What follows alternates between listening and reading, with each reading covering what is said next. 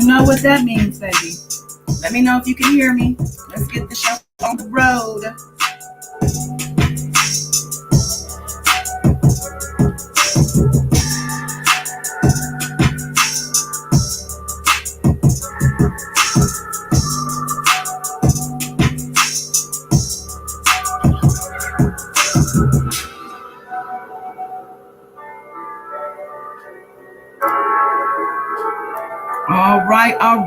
All right. Looks like I got the thumbs up to get this thing going. So let's do it real properly. God is dawn. Like and subscribe. Comment some night. Love in this light. Here's God is dawn. God is dawn. God is dawn. Peace, world, peace. Welcome. Or welcome back. I'm God is Dawn. Yeah, the warrior here. Coming to you live from LA on this Friday, August 20th, 2021. Yeah, happy Friday to you. Woo! What a week. We're back today with day 3 recap of R. Kelly's R.I.C.O trial. But before we get started, go ahead and subscribe to this channel if you haven't done so. Like this video. Make sure it is in the mix with the algorithm thing and all that. Share this video too, and if you are in the replay, please drop your comment. Let me know your thoughts, or just say that you stopped by. So, woo! There were some new witnesses today, y'all, and we're going to talk about each one. But first, I want to read a little bit about yesterday's testimony from the doctor, because some more interesting information came in after we went live yesterday, and then we'll get into today's testimony. We had Anthony Navarro, who was a former assistant, or a runner, if you want to call him that. Demetrius Smith, former tour manager, and the county clerk testified, the one who was responsible for taking that bribe to forge that marriage certificate. You know what I'm saying? So let me drop this link in case anybody wants to join. Anybody's welcome to join, as long as you're respectful and you got something to say. There you go. There's the link. So let's get into a little bit about the doctor. Well, first, before we do that, let me see who's here. How rude of me. Who's in the house? Who is in the building? All right. While Wayne is here, yeah, got my back as always. I appreciate you. Chrissy Powers here. Yes. Marcus X Sarah, welcome back. Yes, always good to see you. Love Warriors here, as always, and having my back too. Yep. Let's see. Let me scroll down. Chrissy Power. Yep. Welcome back. Thomas Reese, welcome back. Beautiful Spirit. Yeah. Good to see y'all. Everybody. Juanita Mizell, welcome. Are you telling me to come on? You rushing me, girl? Who else is here? Flawless Beauty's here. Hey. Welcome back. All right. I'm making sure I'm not missing everybody. Hazel E is here. Yep, my mod squad is in the building. Lucky Penny, thank you. Thank you for being here. All right. Day 3, let's get it. Okay, so I dropped the link. Love Warriors here. Hey, God is Friday. Happy Friday to you. Yes, we have to be here. Happy to be alive, happy to be breathing. Thank you, God. All of that. Yes. So, we had a lot today, a lot yesterday, a lot day before. But let's get into, I want to talk a little more about the doctor. This is an article from, let me, hold on a second. There we go. This is an article from The Insider, actually through Yahoo. Yahoo stole the article, so I just went to the source. So let me see here. So they have, I'm just going to read the bullet points and then read some of this, because we had a limited amount of information yesterday. I want to make sure we cover all bases. So it says a Northwestern medical. Okay, well, let me read the title. R. Kelly didn't pay his doctor for decades-long STD treatment and instead flew him around the country for parties and concerts, which we got that yesterday, right? But it says he's bullet points here say a Northwestern Medical School faculty member, was a doctor and friend to R. Kelly for 25 years. He testified he began treating Kelly for STDs as early as 1994, occasionally making house calls. McGrath, who also partied with Kelly, said he prescribed herpes medicine as early as 2007. All right, so Dr. Chris McGrath, who testified that he last saw Kelly socially before the singer's 2019 arrest on sex crime charges, was questioned about his experience treating Kelly for sexually transmitted diseases. Prosecutors in Kelly's New York trial alleged that he engaged in unprotected sex, which we know, and without first informing them, he had contracted herpes and obtaining their consent under those circumstances. These allegations fall under 10 of the charges that Kelly faces in court. So 10 of the charges he's facing has to do with the herpes allegations. And yesterday, his longtime primary doctor confirmed the herpes allegations. No mistake about that, and provided documentation to back it all up. And it goes on to say how he got to know R. Kelly. McGrath said he first met R. Kelly through Daryl McDavid, a patient of his who also worked as an accountant for the singer in January 1994. And Daryl McDavid, as y'all know, is a co-defendant in the Illinois case. So he is all in the mix of this mess. It says Kelly had a concern about chlamydia. McGrath wrote in notes from his visits with the singer. The notes were entered into the court record and shown on the screen in the courtroom on Thursday. I mean, imagine that. You are being held accountable for a lot of things.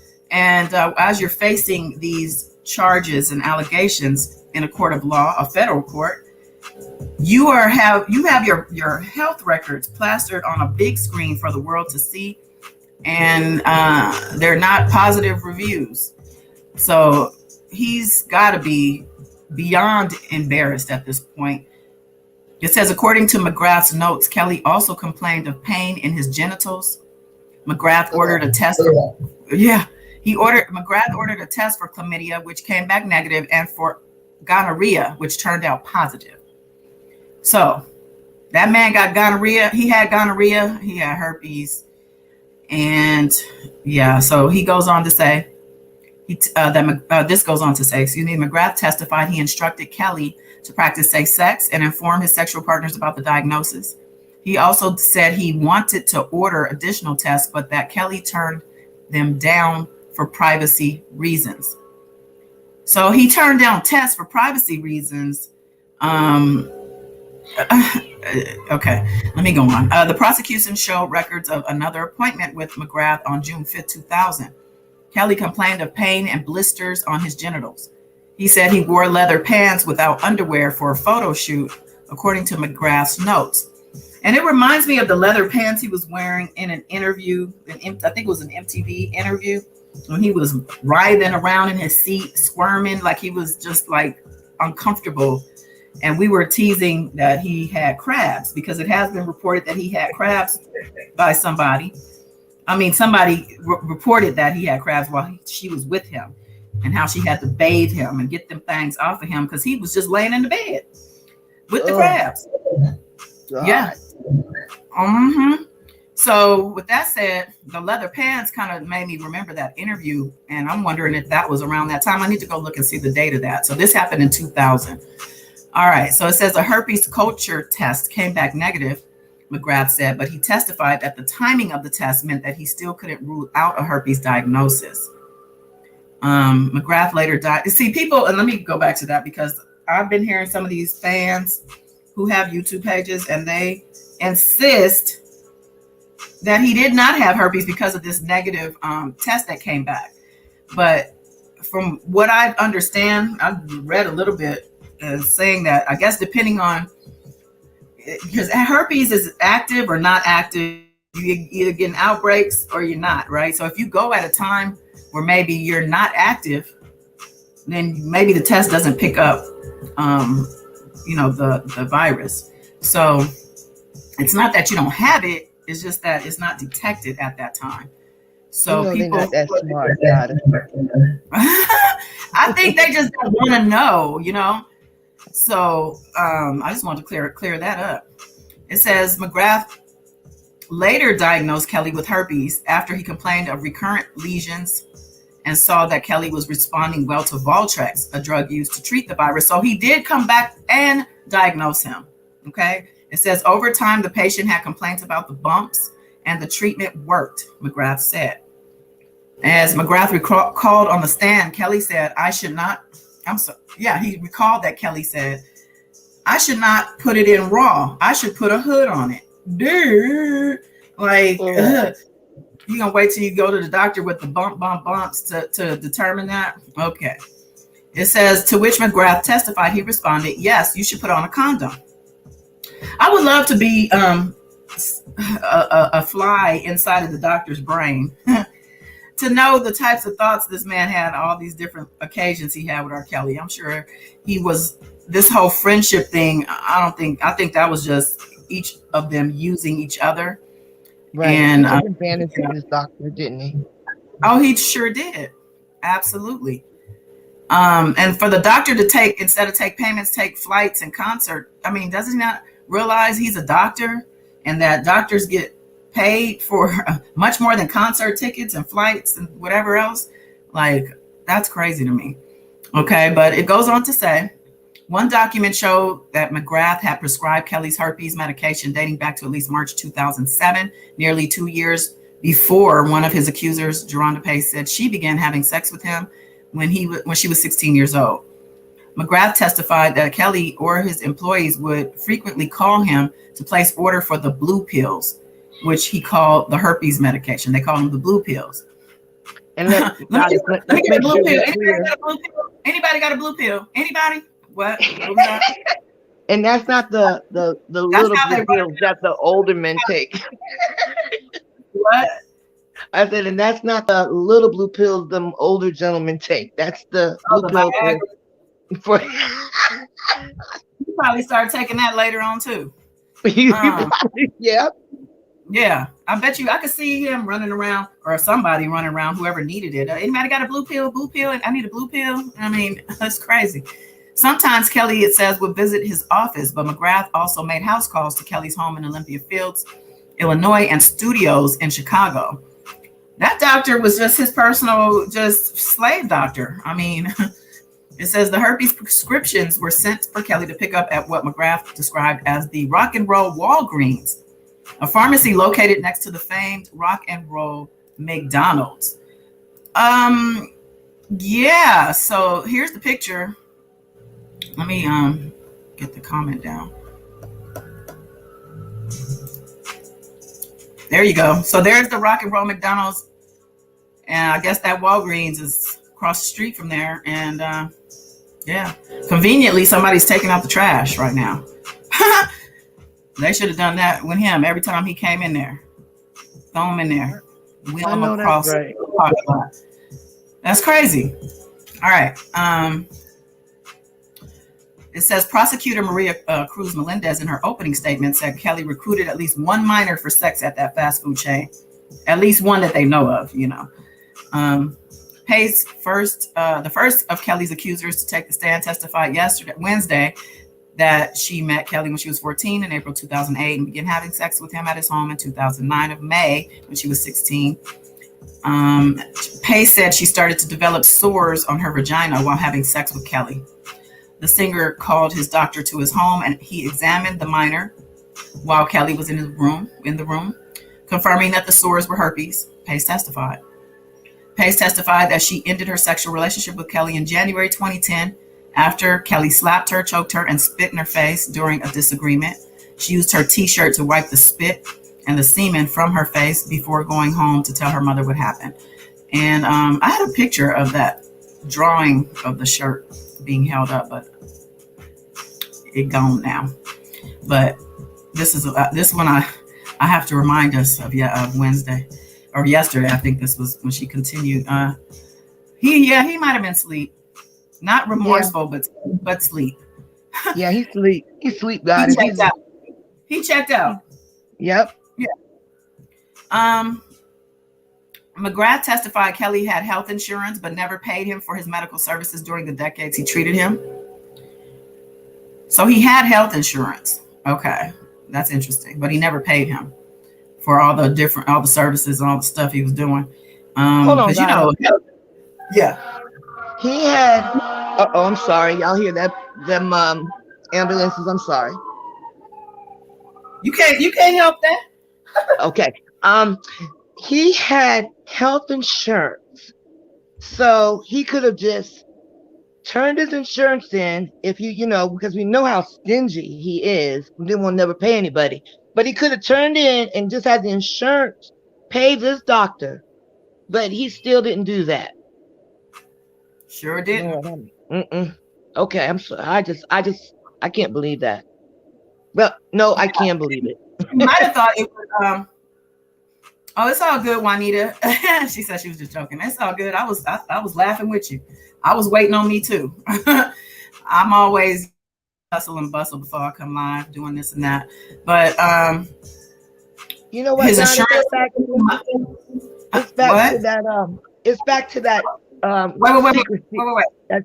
Okay. Let me just get this out real quick. I was just saying that. Okay. Sorry. He might want to use his insurance because, as he mentioned before about privacy issues, he probably felt like he didn't want the insurance to know. I'm gonna put that in quotes.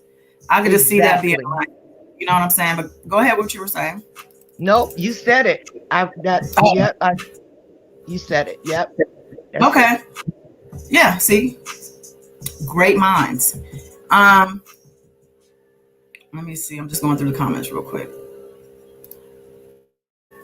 Why sexual predators don't like to use the price protection? That's a good question. A. Miller, welcome. Should have took a plea deal. Beautiful Spirit said, I figured he had gonorrhea. Oh, damn. Maria, welcome. I'm back. Had to change my government name. Okay. But anyway, his time is up. Yeah. Okay. Everybody knows. Everybody, this is smart people. This is hashtag smart people only over here. Okay. Hi, Evolve Joseph. Welcome back. Okay, so I'm just looking, making sure I'm catching y'all. You have the picture of her in the mirror. Yeah, I do have the thanks for reminding me of those pictures. Now, what did I do with those pictures you sent me? All right. Lucky Penny, I would go as far as to say that with the possible amount of people he infected, he's responsible for all the STD statistics in the last 30 years. Oh, yeah, we could get after him. Absolutely. Lucky Penny. Yeah. Oh, yeah. Let's see. Evolve Joseph. Yeah, the defense believed they made headway with that pic of Geronda in the so-called mirror room. Oh, yeah. They thought, I heard some commentary. Oh, Geronda blew it for the prosecution, and he's coming home because Geronda blew it. She cracked. I'm like, what were y'all listening? Where did y'all get this from? What report? I want to know, because it wasn't any of the ones that are actually legit. Oh, Beautiful Spirit said doctor was his lover, but still had all them years, not a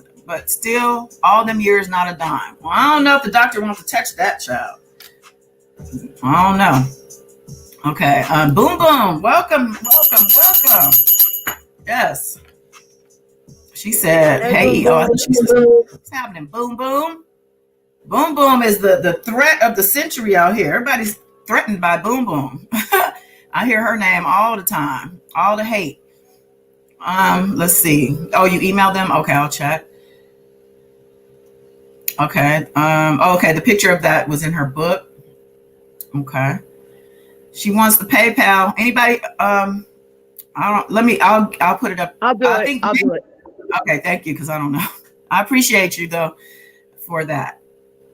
The doctor need to be charged. I want to say that the doctor should be stripped of his license. And I say that because I feel like he went outside of the realm of professionalism. And I don't know what the doctor's oath, all the doctor's regulations as far as how they do things go. But I feel like he did things wrong. Like, I don't think he should be allowed to continue practicing. But let me finish this and we can move on to today's testimony. So instead of taking the insurance and any payments, he would, however, invite him and his wife to parties, dinners, and pay for his flights to concerts around the country. The doctor flew to Kelly's concerts in New York, Missouri, Las Vegas, Los Angeles, and Nashville. He told the jury. So over 25 years, that's all he went. That's not that much. 25 years of friendship. But it says sometimes Kelly would pay for the travel, and other times McGrath would book it himself. They also attended cigar bars together, and McGrath traveled to the singer studios to listen to Kelly perform music. So he was going to those release parties he was having. It says McGrath and his wife Jean also had a relationship with Kelly that he described as caring. Well, did McGrath say that his wife gave him herpes and gonorrhea also from Kelly? Because we know every time he's around anybody, he gonna sleep with them. So I would hope would have been present with his wife every time they were together. Let's see. McGrath remains a faculty professor at the Feinberg School of Medicine. Oh, I'm gonna make a note of this. McGrath is at the Feinberg School of Medicine, and he's a board certified doctor. Representatives at Feinberg School of Medicine didn't immediately offer comment on McGrath's testimony. Oh, it says it didn't immediately, so maybe they're going to give him some time to respond. They probably didn't know. They probably exactly. Just find out. Exactly. So that's the details. We got some more details from yesterday, different details, but I think that covers it. So yeah, what you think about that? Insanity. It's funny. The supporters in the Kel sector were saying that this doctor was not a true MD doctor. You know, and one would think in federal court, if they announced a witness as a medical doctor, that exactly is what he is certified to be. You know, I don't know what's wrong with these supporters that they can't accept facts. Like, what is? I don't understand it. It's the craziest thing ever. Yeah, it's this whole thing is crazy. Thank you for putting the PayPal in there for me. I'll put it up for you, Boo Boo, because we take donations here. Warrior Fund in a full effect. Evolve Joseph. He had a raggedy wang on the loose. Lucky Penny is asking, is that the same doctor from the book Daddy's Little Freak? Well, Cash Jones, who wrote that, or who I guess she's claiming she wrote that book, she claims it was fiction. So I would think not, but I don't believe it was fiction. I believe that. Let me get on her real quick because she making her rounds again. So I believe that. So Cash Jones says she met the Savages. She was a PR for them, and when they were working on the production of the Surviving R. Kelly series, the first part. She met them. She was on set. She was meeting these people, she was listening, hearing all the stories. I feel like she gathered all that information and put it in that book. That book has she said the copyright on the cover inside is 2016, but she didn't actually publish it till I think 2018 or 19. But that 2016 is definitely when I believe she was around those people. So like, get out of here with the lies. You know what I'm saying? Everybody's just lies. Yeah, she's sad because the so-called fiction of it aligns perfectly with the facts that we know happen. Yeah. So you wanted to make money. You got inside. You've been around here, like she said, on the and how, you know, we don't know yet who all is going to be called, but why are you on a YouTube like PR about this book was fiction now? You know, like your cousins indicted in jail. Like, I would not be going on YouTube trying to justify a book talking about its fiction and other things at this point. Like, y'all, some people need to learn how to hush. Yeah, I don't understand what this tour is she's doing. I kind of felt like R. Kelly put her up to it, told her to fix what you did. You know what I'm saying? Yeah. That's how I feel. Miss Boom Boom said he was not only treating R. Kelly, he was treating those chosen girls too. Yeah, I totally believe that. Like when he came and examined Geronda, a teenager, a 16, or how was she, 16? He should go to jail for that alone, because he should have reported that. That's right. Crazy. He should have asked her for ID, and because I know she looked young, and he should have felt sick covering up all this stuff. Jeez. Consent is always on the adult. Doesn't matter how you frame it. I don't care. They were saying, the supporters were coming out saying she's a fast girl and she was grouped in. I don't care. She is a minor. I was on Facebook fighting about that fast tail stuff, because when Facebook has this different type of comments, I don't know, section. But these people want to say, oh, these fast tail girls and this and that. I'm like, are you serious right now? Sis Blue, welcome back. And I saw somebody else, Jay Pendleton. Woo! What up? These are my OGs up in here. I'm loving this. All right, let's see. Real World, welcome. All right. Real World said R. Kelly probably got HIV. He probably do. He probably do. Let's see. Sis Blue said R. Kelly taking medication makes him sleep or withdraw from partying for 30 years. Yeah, that's right. Flawless Beauty. This is all sad, and he just needs to give it up. Absolutely. Let's see. Okay. Thank you for the email. I'll check in a sec. All right, cool. So let's get into a quick recap and then get into some of the details of today. Let me share the screen.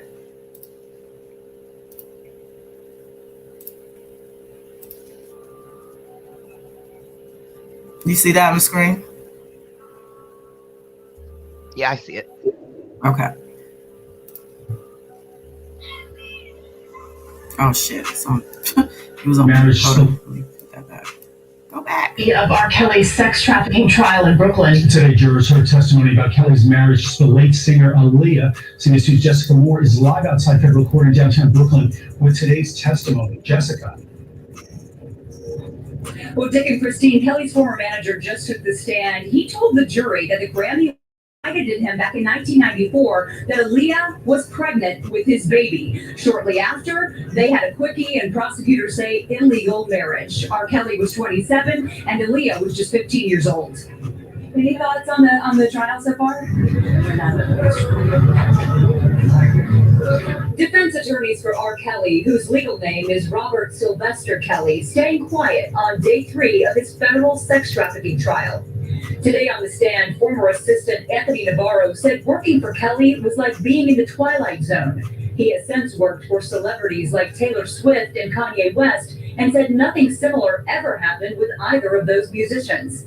Navarro also testified seeing cameras set up on tripods inside Kelly's bedroom. He was assigned to drive Kelly's girlfriends around, but according to what he called Rob's rules, he was forbidden from speaking with any of the girls. In fact, he said one time Kelly, quote, fined him for breaking a trivial rule and withheld his paycheck that week.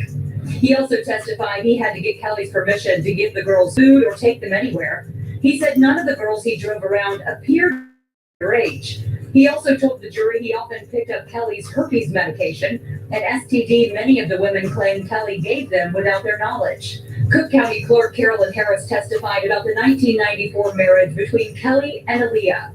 Harris testified the marriage license was issued using a Department of Public Aid ID showing Aaliyah was 18, when in fact she was 15.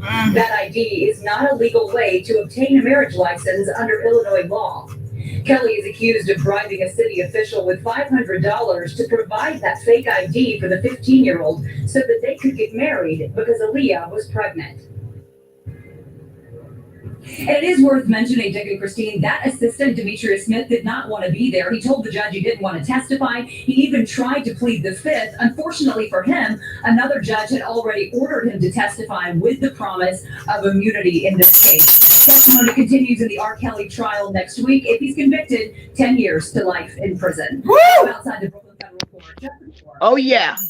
Yeah. Uh-huh. So that snake Demetrius tried to get out of this. After all of this, he tried to get out of it and plead the fifth. Are you serious right now? Squirming and burning. Yeah, he is a snake and a clown. I can't believe he did that. I can't believe he did that. No, I can believe it. Yeah. Wow. But 10 years to life. On the day, God, is on the day that he was supposed to testify, he trying to get in there and work a deal. Man, sit down. And they said he had on a t-shirt in front of the courthouse that said the Last Supper. So yeah, man, I guess you feel like because you have some credit when Kels was young and helping him to find his musical gift, that you felt maybe still, of course, maybe some love, loyalty, whatever you want to call it. But you got to stand by what you have told the grand jury and the feds, or you was going to go to what? Jail, baby. Jail. Going to jail. Prison. You're going to prison. So so we're going to get into Demetrius's testimony, but first I want to talk about Anthony Navarro. Anthony Navarro was, he was used as one thing when he was really something else, which is something that R. Kelly is so good for.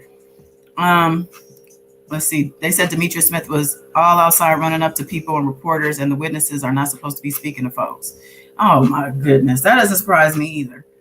This guy's crazy. But yeah, so it was another day of damning testimony for R. Kelly.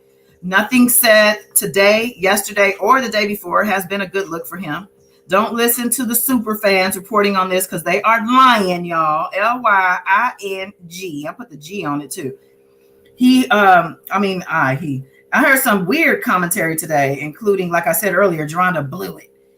He's coming home because the testimony about when she said she still wanted to be with him even after all the stuff had gone down. But that's laughable, and and it's an understatement, laughable.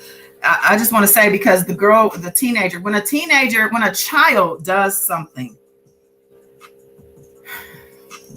children don't know things, right? That's when, you grow into adulthood, and through the growth from child to, adult, you learn things. But until you do, a child doesn't know, right? They don't know how to deal with their emotions. Especially, that's why you don't have sex as a child, because sex brings on a whole level of mental or psychiatric issues. So it's a psychiatric situation, you know what I'm saying? And it's really messed up, all of this. Yeah, it is. That he put women's life on the line. I feel herpes is worse than HIV. I tell you, baby girl Aaliyah, and shout out to the Warrior Book Club. Y'all make sure you get that membership, because we're having that book read with baby girl, the story of Aaliyah. Leading this charge, because the supporters, they're coming out now with the facts, right, about this marriage and stuff. And we've known forever about this story, and those that have followed this way back, almost 25 years ago, have always, taken that as he has a problem, like what the cover up, everything. And I felt like with this finally coming out in federal court, that it can put a stamp finally behind this and say, this man, this 27-year-old grown man, lied and married this 15-year-old supposedly pregnant girl to cover his own behind.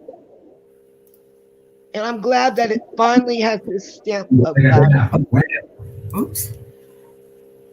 I'm sorry. Okay, yeah. I was checking my email because Miss Boomer was asking. Yes, thank you so much for the $40 donation. Yes, $40 to the Warrior Fund, which we use to help people in need. We really do, honestly. Okay, and I see the pictures you sent also, beautiful spirit.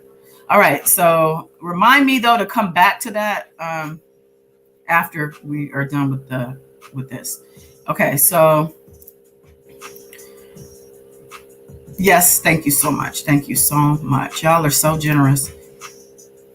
Okay, so let's start with Anthony. Anthony Navarro, he's an audio engineer who R. Kelly used to, where is the dang picture? Who R. Kelly used to run errands and do menial chores. See, this is, I don't know why I had the picture, but now I can't find it, child. Give me a sec. Okay, that's the picture. All right, so yeah, so he was doing menial chores, running errands, keeping watch on the girls being held under R. Kelly's orders. So I'm gonna go to an article here and read some of this. R. Kelly's former employee who shuttled his girlfriends around compared working for him to the Twilight Zone. Okay, some of the bullet points say a former runner for R. Kelly compared working to his home to the Twilight Zone. Anthony Navarro detailed rules that Kelly had for his employees and guests in his testimony. One of the rules is that the female guests couldn't leave without Kelly's permission. Yeah, so he confirmed that. That's confirmed. Let's see. Do you have some music playing? I hear something in the background. Oh, that's somebody outside in their car, boom, boom. And let me close the mic. Yeah, they're outside. That's okay. I was like, where is that coming from? Okay, so Anthony Navarro, an audio engineer, landed his first job in the music industry in 2007 as an assistant to R. Kelly at his home studio in Chicago, in a Chicago suburb. 36-year-old testified Friday. Now, I'm going to say this. It doesn't say how old he was, but it was his first job in the music industry in 2007. This is while he was indicted, a year before his trial. And Anthony Navarro, I'm wondering, what was going on with y'all for them to hire you? He's not one to just be hiring people with no strings attached. You know what I'm saying? Yeah, he always liked dirt on his people. Yeah, it makes me wonder, like, what did you do to get initiated into the cult? Oh, it says, yeah. For 2.5 years, Navarro worked with Kelly. He was responsible for going on food runs, picking up and dropping off guests, and alerting the singer if women were not where they were supposed to be, if he said in court. So he was supposed to alert if they weren't where they're supposed to be. He was the little snitch in the house who would tell on them. Proving that enterprise, y'all. Proving that enterprise. Beautiful spirit, can you do me a favor and email me the picture of the sketch of the the county worker? Because I don't have that. I mean, I saw that it was in that news thing. Okay, so he went on to say, it was a weird time for me. The things you had to do was a bit uncomfortable. The music and producing stuff was really good. All the other stuff was kind of strange, Navarro said from the stand on the third day of testimony in Kelly's sex crimes trial. He said it was almost like the Twilight Zone. You went into this gate and it was almost like you were in a different world, just a strange place. Kelly, goes on they keep explaining why he's there. He's on trial, we know, and saying that allegations that he ran a criminal enterprise of employees who helped him recruit and train girls, boys, and young women for sex with him, and he's pleaded not guilty. It goes on here, though. It says that prosecutors allege that the singer's driver's entourage and others who worked for him arranged the travel and accommodations for the victims who were abused physically, sexually, and psychologically. And they're pointing this out in this article yet again to corroborate or to correlate, this testimony. What's wrong with me? This testimony with the allegations. So basically, this Navarro guy is supporting the government's argument about these allegations. It goes on to say Navarro was a general assistant or runner for R. Kelly. He told the jury Friday that part of his job included picking up Kelly's girlfriends from different locations and bringing them to his mansion in Olympia Fields or elsewhere, while sitting with the women either in car rides, which would be hours long, or at Kelly's home. Navarro said he and other employees were not allowed to speak to the female guests. Nothing. Can't talk to him. In quotes, he says, "I was not supposed to be talking to any of the girls or female guests in the house. That was one of Rob's rules for us." Rob had rules for everybody. Yeah. It says he would be responsible for keeping an eye on where the guests were and if they wanted anything like food or to leave. He needs to go to jail too. I'm sorry. I mean, I guess the testimony is so he won't, but what are you doing? Navarro would have to get in touch with Kelly or one of his managers to get their permission, he said. Now, did they ask him, I wonder, what if you didn't? Like, did you ever not? Like, I guess he didn't not do it to know. Or what was the threat if he didn't? You know what I'm saying? Right. It says sometimes they would have to wait for hours or even days until they got in touch with Kelly about whether or not they could accommodate his guest request. On cross-examination, though, Navarro said there were no locks on the exterior of the rooms and that the guests were assigned to, and it was possible for them to walk out on their own. And again, disregarding the psychological effects and manipulation that were happening. And says, lastly here, when the girlfriends would leave the house, actually, this is not lastly, but it goes on to say, when the girlfriends would leave the house, Navarro said he would sometimes be instructed to hand them envelopes of money. Navarro said the girls he was told to pick up and drop off at different locations didn't appear to be underage, but one time, two really young girls jumped the fence at Kelly's property, and he had to call a manager to alert them of the situation. Navarro identified go.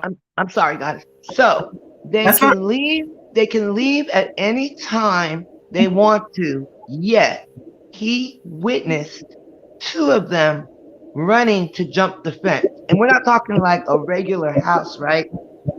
We're talking about the Olympia Fields mansion, where you probably had to run the length of a city block to get to the fence, right? So they're running. They were running to escape, basically, which is what this article didn't say that. Because if you think about it, the way it's worded, because typically a superstar, fans try to get on the property. So I was like, well, what were they climbing the fence and trying to get in the house? But no, they were trying to leave. That's right. Okay. I just wanted to make sure to clarify that, because I actually myself was like, well, what? Okay. But yeah, you're right. It was probably if they're talking about the Olympia Fields. I mean, you know, it's a lot of property. You run in and trying to run out, like, that's crazy. Right. I wonder what the manager, so when he called a manager to alert them, what happened? That's what we need to know. What happened after that? It says Navarro identified a photo of one of the girls whom he said had been to the house before that incident as Geronda Pace. Pace testified earlier this week that Kelly began a sexual relationship with her as she was 16. The two girls appeared to be in their mid-teens, Navarro said, who was in his early 20s at the time. Didn't he say before this that they weren't underage, but now he's saying they looked like they were in their mid-teens? Okay. The ones he identified looked young. Yeah, but he was saying that some of the other ones didn't look like they were that young. But you only in your early 20s, so. But anyway, the way it was stated, it was more so like, no, I didn't see any underage girls, but I did see some girls running. But then now he's saying, well, yeah, they look mid-teens. So, I mean, what's going on here? Let's see. Prosecutors have alleged that Kelly had a set of rules that his sexual partners were made to follow, including calling him daddy, wearing loose-fitting clothes if other men were around, and not being able to move freely in his home without permission. So he basically has confirmed everything that the prosecution is arguing. It goes on to say, Navarro said, go ahead. No, and I was going to say he's only the first employee. He's only the first one, and he's confirming and corroborating everything. Yep. Mm-hmm. It says employees were also expected to follow Rob's rules. Navarro said, recalling a time when he was fined for breaking one of them. He probably barely paid these people, and if he paid them at all, and you're gonna fine somebody. It says the former employee compared the fines in which Kelly wouldn't pay them, to the NBA, where players lose income if they violate a rule. Okay. And then lastly, no, this isn't, I keep saying lastly because okay, we're almost there. It says he doesn't remember that what he did to upset Kelly, but he called it something trivial. He probably looked at one of them girls or tried to talk to him. Mm-hmm. It was something stupid that didn't seem to make any sense. So to me, it says he remembered it. Like, why aren't you telling us then? Because if it was something stupid that didn't make sense, then what was it? Like, I don't know. He's holding back. Okay. After quitting his job, Navarro said he sued Kelly for overtime compensation that he didn't receive on the job. And I did find an article because I looked him up, and he wasn't the only one. They sued him in like a group, like a little, I wouldn't say a class action, but it was a small group of them. And after they said he paid them, they came back to work. Not all of them, but some of them. What? But yeah, they went back to work for him after that. Well, he owed them money. He owed them overtime. So I guess they wanted that money. So he paid them. And then some of them went back to work. Yeah. It says since then, Navarro has had gigs working with Taylor Swift, Jay-Z, and Kanye West, and wasn't expected to perform the kind of personal errands he had to do for Kelly, he testified. He said that was just normal, he said, of the other jobs. Most of the work is just professional. Yeah, see, that's not normal. And the thing is that it was his first job in the music business, so he didn't know. He hadn't done that. He hadn't done it before. But, you know, to hear him say, even Kanye West, you know, we say he out there. Even Kanye West wasn't asking him to do stuff R. Kelly was doing. Now, there's another article that had something else that, let me find it at the end of this one. That didn't, some stuff, you know, it's this weird. These articles all have different things, but this one's from the USA Today article from today. It says Navarro's testimony appeared aimed at supporting some of the prosecutor's sex trafficking and racketeering charges against Kelly. So, yeah, they corroborated that. And says Navarro said that the Kelly's house was huge and a mansion with cameras in the master bedroom and elsewhere. I'm trying to look for the part where, because there was a part, it was like, ew. Oh, yeah, there's a lot more of this one. Hold on. He said, I can't find it, but basically what I was looking for was that he said that sometimes he had to clean the house, and he said there would be weird smells. Oh. Weird smells and weird goings on, but he claims to not have seen anything sexual or you know, or thought like that. But he did in another article too. I saw somewhere he said that he had witnessed him reprimanding some of his, you know, being what do you call it? A dictator, you know, reprimanding one of his employees or a couple, you know, he's witnessed that before. Can you imagine that you're in this beautiful big mansion, have all kind of housekeepers and all this stuff, and the workers and this employee, as long as it's been, can still recall the horrible smells. That is just so disgusting on so many levels. Right. So I guess that what I read was mostly from the prosecution's account, but on cross-examination, says the defense lawyer, Nicole Blank-Becker, asked Navarro if women would wait in the studio for hours. And he said, sometimes, yes. Navarro said, and then she asked, could they leave? He said, yes. Navarro said, could they wait days? Could they wait days? Yes, he responded. Oh, so he said, could they leave? Yes. Could they wait days? Yes. That's what he said. And what they was could that point, Tricky Nikki? What point were you trying to make, Tricky Nikki? Can they wait days? Do they have to bring the buckets? She's trying to dispute what they said about waiting for days. I guess she was expecting him to say no. It says Navarro said he didn't know any of the details of the women's visits. And then it goes on to say Becker asked Navarro if he ever heard the girls at the house call Kelly daddy. He said yes. Becker asked if in his life experience the word daddy is used as a term of endearment. Are you serious right now? And he said, I don't know what that means. Navarro said the judge told Becker to move on. Okay, yes, Judge Ann. Yes. Oh, wow. Wow. Judge Ann don't want to hear none of that foolishness. I don't want to hear that bullshit. That bullshit out of here. That bullshit. Hold on, let me find the rest of that. I have to get off the page. I lost the article. Okay, here we go. Now, the next question she asked. Becker asked if people requesting to leave the house were forbidden to do so. And he said there have been times when people wanted to leave and they couldn't. He cited reasons such as a ride wasn't available or they couldn't get in touch with Kelly. So meaning if they couldn't get in touch with him, they couldn't leave. Right. And then in quotes, he said they could walk out the door. And then she asked, did he ever, okay, so and it goes on to say, did he ever see Kelly armed? Navarro said no. Did he ever see any physical abuse at the studio? Navarro said no.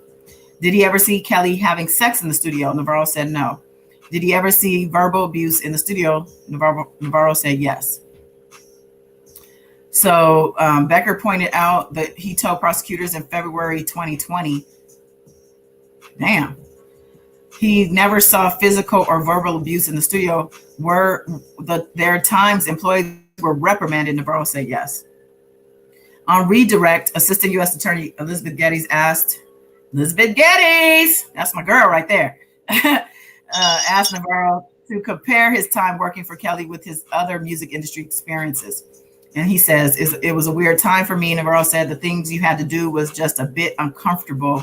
It was almost like the Twilight Zone. You went into the gate and it was like a different world, just a strange place. And see, I feel like right here, we need details, like example, what? So I think it's coming. I think it's coming. I think if they have employees, hopefully through the years, it's going to get more and more beyond the Twilight Zone. It's going to be like, I don't even know what the hell it's going to be like. Tales from the Hood to the 10th degree in Dante's Hell. Okay. So next, well, anything else on him? I think I covered everything about him. I do feel that his testimony was damning yet again for R. Kelly. I do. And, you know, there's no arguing. He's basically cooperating everything the government is arguing. So, like, I don't get people saying, oh, he's winning. Somebody came in my comments today. R. Kelly's winning. And, of course, I replied, in your dreams, like, get the fuck out of here. Y'all can come over to my channel and say, free R. Kelly, all that, and if you want to, but you wasting your time because ain't nobody helping him over here. That's for sure. Okay, I'm in the comments. Y'all are in here. Let's see. Their jobs were a cover for being facilitators to a crime. Yep, that's a ring. It is a ring. That's called a ring. Yeah, you're right. All right, Lucky Penny. Beautiful Spirit. You know, they said R. Kelly would step outside at night and say the sun was beautiful. If you disagree, he snapped. Oh, wow. At night? Gosh. Yeah, I guess she's trying to say if the sun ain't out at night, right? But if he says it is, you got to agree. Oh, my God. He slapped Geronda Pace for not liking the same basketball team. Oh, wow. Queen Keish, welcome back. She says he didn't see anything underage girls through no point of him testifying. He did actually he said something about seeing some teenagers, some mid-age teenagers. Lucky Penny, the smells was feces and urine. Yep, I agree with that. Oh, God. R. Kelly would lose in basketball and he would say that he won, and they better agree.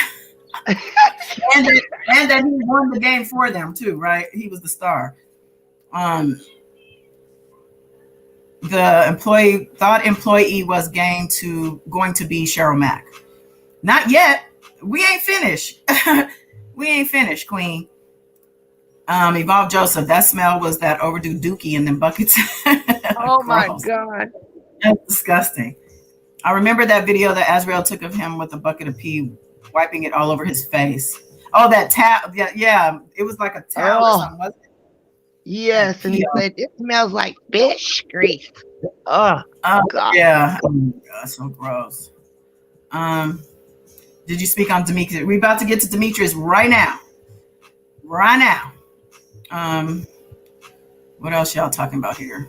I just want to catch up with y'all real quick. Okay. Azrael song dropped today. Okay. Oh, I didn't know that.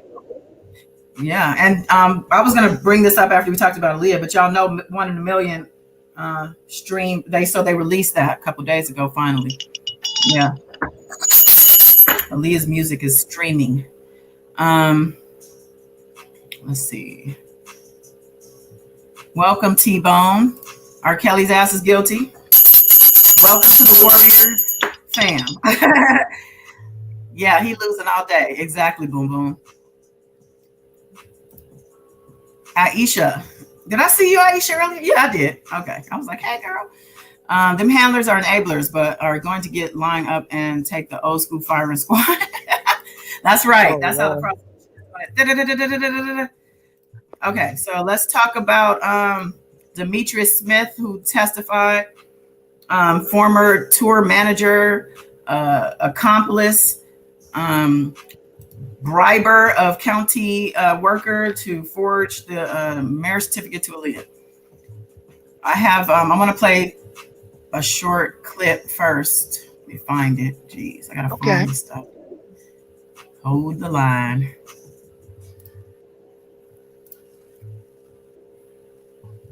I think this is it.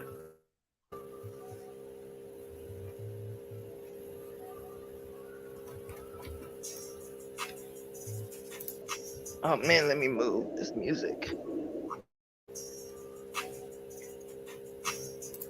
Okay, this video, I don't know if this is the Aaliyah video. Let me see.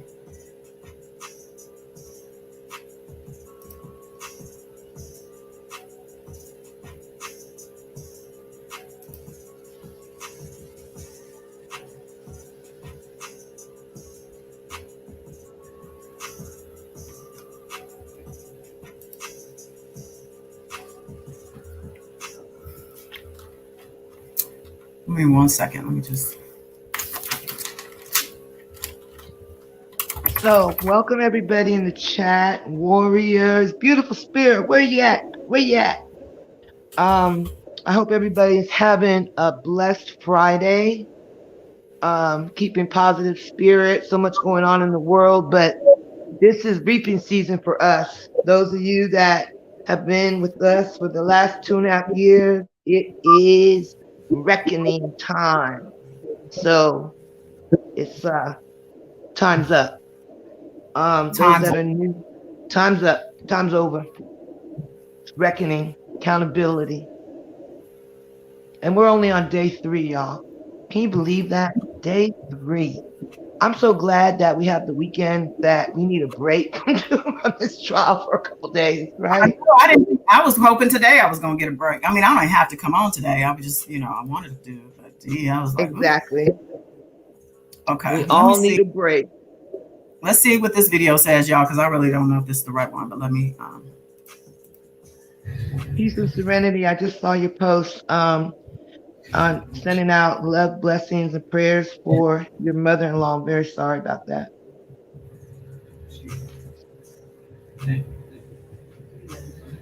Oh, this isn't it. It's important to be here on the first day because we've been in this journey for so long, over 5 years. And so it's important to be Joycelyn's mom. This is the opening statement that I some release so that it's some kind of closure. I don't know where that video is. I had a whole video, which was a good video. Wait, let me just look one more time real quick. You're welcome. Peace and serenity. Yeah, peace and serenity. I'm sorry I wasn't on the page to see that, but it's okay, guys. She just her comment is I've been missing in action. My mother-in-law passed away. She just lost her mother-in-law. I'm so sorry to hear that. Our condolences go out to you and prayers also, you and your family. Okay, let me see. And she said, play this video and see. Okay. Let's see what the video comes out to be. I don't know what this video is, but let's check it out. Because this video came out a little early, so I don't know if this has the stuff. R. Kelly was around too many children, and too many nasty things happen with them. Okay, that we know right now. We can stamp that today. So I do want to see this trial reach a conclusion and the jury give a verdict, if you will. Yeah. But it's devastating to hear some of this. You're a parent, I am too. Yeah, and that's why it's so scary and sickening. And we also have heard from people around him. We're expected to hear from some of his associates today. So it'll be interesting to see what information they have, because these were people around him that were allowing this to happen because of his fame, because of maybe his fortune, because of opportunities they would get. But they are just as responsible because it happened. People saw this happening. Just as the parents let their kids go over to these houses, I would have never. I don't let my kids go out my sight unless it's a vintage situation. I know who these people are. I know what they're capable of. I know what friends are coming to the house. Even if they have somebody that might be estranged coming back to the house, I'm like, nope, you're not going over there because I don't know what's going to happen. I need to know blow by blow what's going to occur or it's not going to happen in my watch. No, sir. Well, and I think that you raise a good point, but I do want to say this and remind people what predators do. A lot of these were single parent homes, not all of them were. And people who had to work and were doing the best they could to raise their children. Not everybody spoon fed their child to the lion or the lion's den. So I'll say that. But yeah, parents are responsible for their children and knowing where they are. And the other thing is, these associates, some of them did more than just let it happen or allow it to happen. They participated. They helped in this. They aided R. Kelly. Exactly. They did this. They were liaisons in a number of ways, if you believe the allegations, and some of them seem to be true. BNC's Ray Clark is covering the trial for us. Let's get ready to enter the courthouse in Brooklyn, tight security. Okay, I'm gonna stop that there because they're talking about that. I like that commentary because they're telling it like it is. But I'm gonna see if this other video has what we're looking for from Court TV. 1 second. DB. They're talking about Dominique Gardner changed her name on I think on social media, on Instagram. She started a new page and using a different name or something. Let's see. Oh, wrong one. I think she is an uncharged act and kind of might be scheduled to testify too. Dominique is. I saw something in the chat. Hold on. Look at his ears. Like that artist. Wow. Yeah, that's a good video. I'm gonna play that. I'm gonna play the rest of that too because that was good. But I'm trying to get to Demetrius's testimony. Let me try this. This is from Court TV. It's back to school. Are you two projects due the same day ready? Create the next big thing ready. Get your entire list for less ready. Shop staples and be more than ready for back to school. Welcome back to Court TV Live. We are going to shift gears to Brooklyn, New York, where day 3 of testimony in the R. Kelly sex abuse trial is underway. Kelly is facing human trafficking, racketeering charges amid allegations that he sexually abused 6 women, 3 of whom were minors at the time, over a period of 30 years. If he is convicted, R. Kelly could spend the rest of his life in prison. Court TV legal correspondent Julia Janae has been in the courtroom this morning and joins me now from outside the federal courthouse in Brooklyn, New York. Good afternoon, Julia. Thank you for joining us. Get us up to speed on what has happened on the day in court. Good afternoon, Chanley. The defense attorneys for the defendant have already left the courtroom. They just walked past me.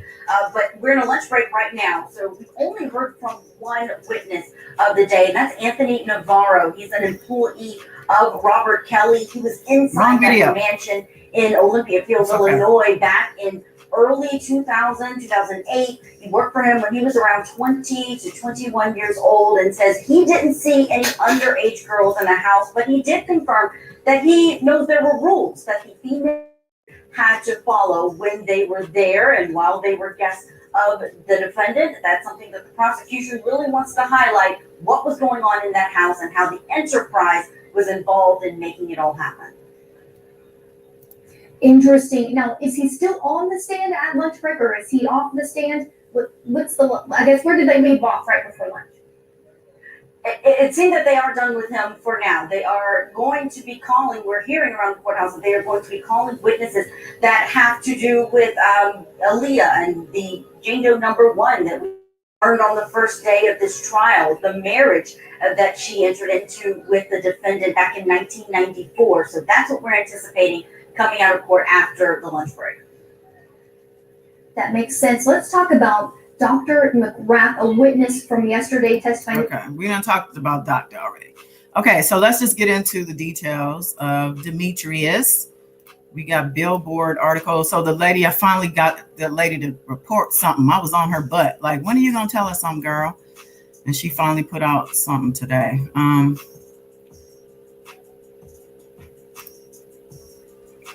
That's from Billboard. Here we go. All right, so the article is saying R. Kelly was told Aaliyah was pregnant before they married. Tour manager testifies. Demetrius Smith, R. Kelly's tour manager from 1984 to 1996, he was only with them till 1996. Man, he got dropped like a hot potato after R. Kelly made it, huh?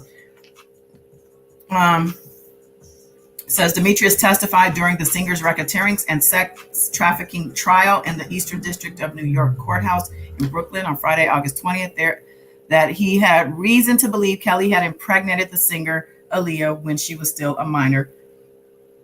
While on tour, Smith says Kelly told me that Aaliyah was in trouble. He said, "Don't call Barry. It's deeper than you think," Smith recalled, referring to Kelly's manager and Aaliyah's uncle, Barry Hankerson. So that goes against something else. I was told Barry encouraged the marriage. So it seems like, according to Dimitri, Barry didn't know anything about it. It says the conversation occurred before a concert in a city that Smith could not recall, but said that he was instructed to book a flight after the show. With the bodyguard Tyree Jameson along, Smith said, "As soon as the show was over, we got in the car and we went to the airport. Kelly was quiet in the limo," Smith recalled, and once they were on the plane, Kelly paused for a really long time with his eyes closed before making the revelation. It says, in quotes, "R. Kelly said, 'Aaliyah, man, she thinks she's pregnant,'" Smith testified. "It was a shock." Smith said Kelly told him that his business manager and his accountant, Daryl McDavid, was already making arrangements for Kelly and Aaliyah to get married. Daryl McDavid, man. Yeah. The two were later married in Cook County, Illinois in August 1994. The only piece of identification Aaliyah had at the time was from the Department of Public Aid, which Carolyn Harris, a clerk at the department, testified in court Friday is not generally accepted for a marriage license. She had turned 15 only 6 days prior, barely out of her 14 years here. Oh my God, I didn't realize that she was she was 14 when she got pregnant then, y'all. She was 14 when she was pregnant. But we know she met him when she was 12, and we know that one of her handlers that R. Kelly assigned to her, the husband, we played a video of him talking about his wife and how she had to watch Aaliyah, but it wasn't never from close up. It was always from like across the street or something, you know. It wasn't a real watch person. Like, she was just what do they call that? Fluff. She wasn't legit. It says the two were later married in Cook County, Illinois on August 1994. I read that. So it goes on. Coincidentally, okay, well, let me finish that actually. She was, so 6 days prior, she was 14. The marriage certificate says she was 18. Coincidentally, the testimony coincides with streaming service release of Aaliyah's sophomore album, 1 in a Million, nearly 25 years after it initially came out. The album was first released in August 27, 1996 on Black Ground, the label owned by Hankerson and Atlantic Records for years. Aaliyah's music has been subject to a dispute between the label and her estate, which is his sister, Hankerson's sister.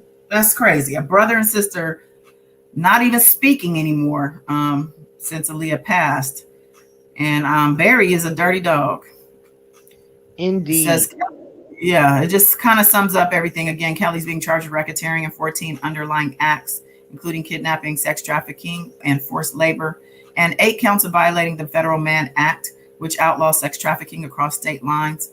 If convicted on all counts, he will face 10 years to life in prison. And I always like reading those recaps because 14 underlying acts. Yeah. Yeah. Sometimes you got to read that stuff, even though we know. All right. So there's another article from Tribune about the same thing, but some, like I said, they all have different things. So let's look at that also. Okay. While you're pulling that up, some of the supporters, y'all, on the Kel side, were talking about, Demetrius says he's going to take the fifth. He's not going to testify. He's not going to testify. Demetrius came through. Yes. Tell it. So, Evolve Joseph, yeah, this is Billboard where I'm getting this from, but thank you. Okay, let me pull up. The Tribune also has a write-up. So I'm going to pull that one up too. Former manager R. Kelly tells the New York jury he bribed a Chicago official to get a phony ID for Aaliyah.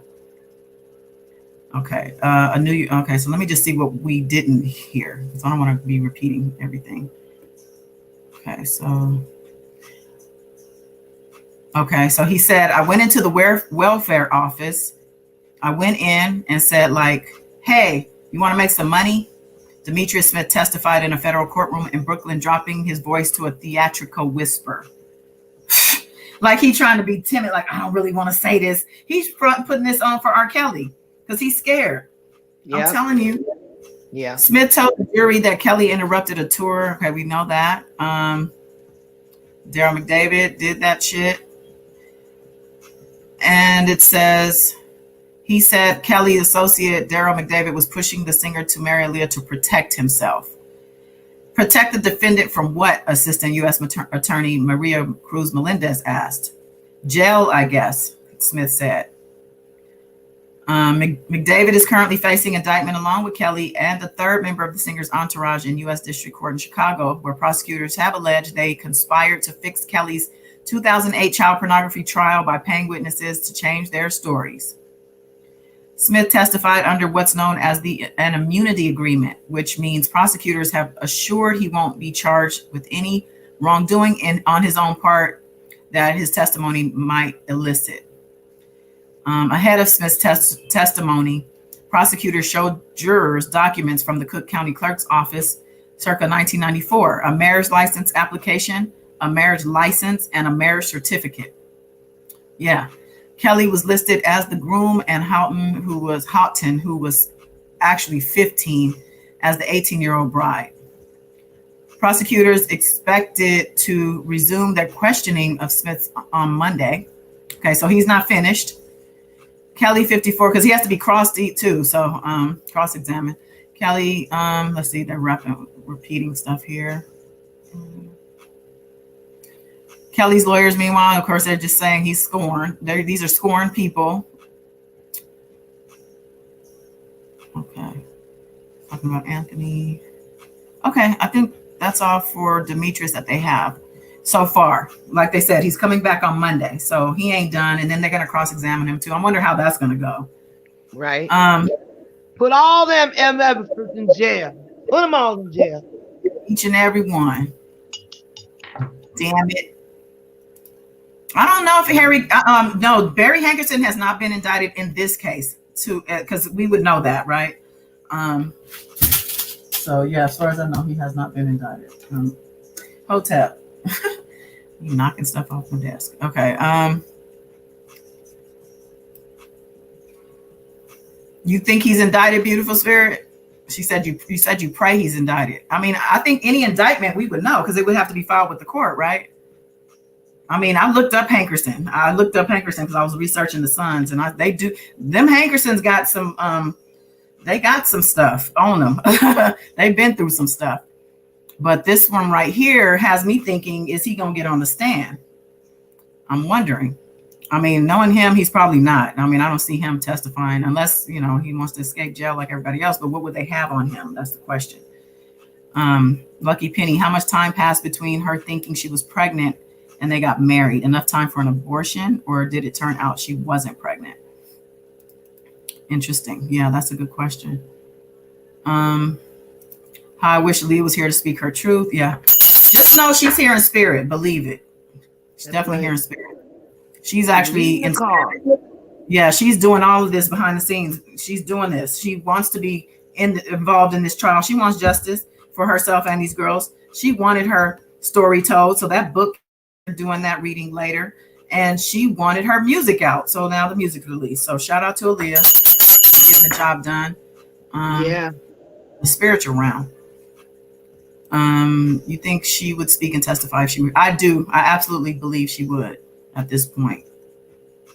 I think, she would have had to be fearful of her life, to be very honest with you, if she were still here.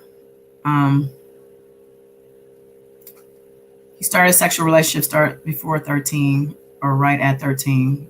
Yeah, that was from what he confessed in the chambers and his attorney. Okay. Where's Joy? She's still missing in action. Well, she's supposed to be testifying. She's slated as a possible sorry. What is the word? He's a witness for the defense. Witness. There you go. For the defense. Yeah, they said he tried to plead the fifth today. He tried to get out of this thing. He didn't want to face R. Kelly. But yeah, I think that's what it was all about. I think you're right, Goddess. It wasn't about he didn't want to tell his truth. He didn't want to face R. Kelly. But they said when I read one of the articles, like you said, every different news outlet has a little different sometimes a little different tidbit. I saw that they said when Demetrius brought up about R. Kelly coming to him, that he paused, like you read that part, but then they said that R. Kelly hung his head down, like closed his eyes. So it kind of seems like that same thing, like when he wants to tune it out. Repeat that for me. I missed the first part of that. About what did you say before he held his head down? Yeah, when Demetrius was testifying about the part you were reading, about when R. Kelly came to him to tell him that Aaliyah was in trouble, that Demetrius had paused for a minute, and then R. Kelly hung his head down and closed his eyes. And so that again could be, his reaction, but it seems to me that we all, I don't know what he was thinking. Who knows what he was thinking, but I'm just talking about what was described, about what he was doing. Okay. Thank you, Lucky Penny. Let me put that back up here. Man, God has done research and reporting on this mess. As far as period and official reports, I appreciate that, because I'm telling you something. I put time and energy into these things, and I get mad actually when I watch these YouTubers. I'm not gonna call them content creators. I'm calling them YouTubers who are covering this, and it's most of them are supporters. There's not a lot of people who aren't supporting him, like myself. Well, there's a couple, but for the most part, the people who I am aware of they do support him, and I do listen to them because I want to hear them lies so I can debunk them. But I want to say they're boring. I don't know how y'all sitting in them chats. These people get hundreds of views, or people in their lives, and they're boring. And they sit there and they look around for stuff for 20 minutes. And there's like detractors that come in and just take them off their square. And it's just like, it's so many different things. You got Dry Fox over there lying every day. She lies and cries and begs and prays and lies again. And y'all, not you guys here, because this is smart people only, but y'all in the bushes and in the replay who don't come in the chat, who probably, know that, you probably want to act like you don't like me. You don't like the commentary over here. You don't like this channel. But I'm going to tell you, no, I don't know how y'all do that and why you support that. Why you support people who just sit there and breathe on the mic or in the computer or on their phone. Like, I don't get it. It's boring. They're boring. Boring. So Lucky Penny, I appreciate you appreciating me, and I appreciate because it's good to hear that. It's good to see. So thank you. Been here 2.5 years on this, and this is what we've been waiting for. So I'm here for it every day. I'm here for it. Yeah. I don't care how busy I am. I'm making sure that we cover this. All right. So what else we got? Michelle Ryder. It makes me so sick to think of him marrying her. I know they're touching her, breathing on her. I agree. Yeah. All of that.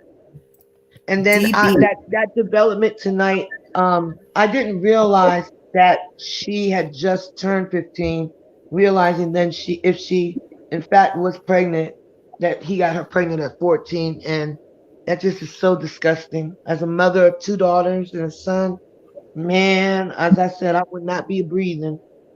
I'd be under the jail. Yeah. Queen said, I was over there, SMH. I tried to not listen to that nonsense no more because they are in denial. He did nothing at all. Exactly. They say he did nothing. These girls are lying. The groupie, it's the same old shit. And and then the fact that they come in my comments and they say what they say is funny to me because they're pressed. They pressed. And they're going to be so upset and distraught. I hope nobody commits suicide. I hate to say that, but I hope, these people get it together because this guy is going to prison. Okay? Period. All right. So let's talk about the county clerk. And let me bring up that article that I have on that. And we're going to finish this up. Yeah, I like how you're... King Lavelle Jones you had last night. If y'all didn't catch Wallace's replay, shout out to Lavelle Jones. Yes. If y'all didn't catch that live last night, please go back and get some insight about R. Kelly and his behavior. A lot of insight. And I like how Lavelle mentioned that these people that don't realize that it's over. Like the defense is doing their job, but the mounds and mounds of evidence and all this behavior, all these years, it's over. And now we're just going through the formality of this trial.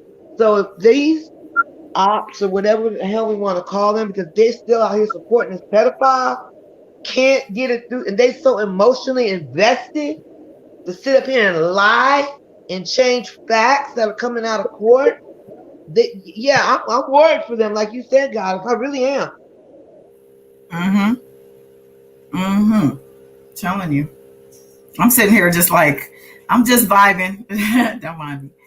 All right, so I got this article about maybe I should do this before Demetrius, but it don't matter. R. Kelly trial. Documents show he married Aaliyah when she was 15. He was 27. Documents show. Okay.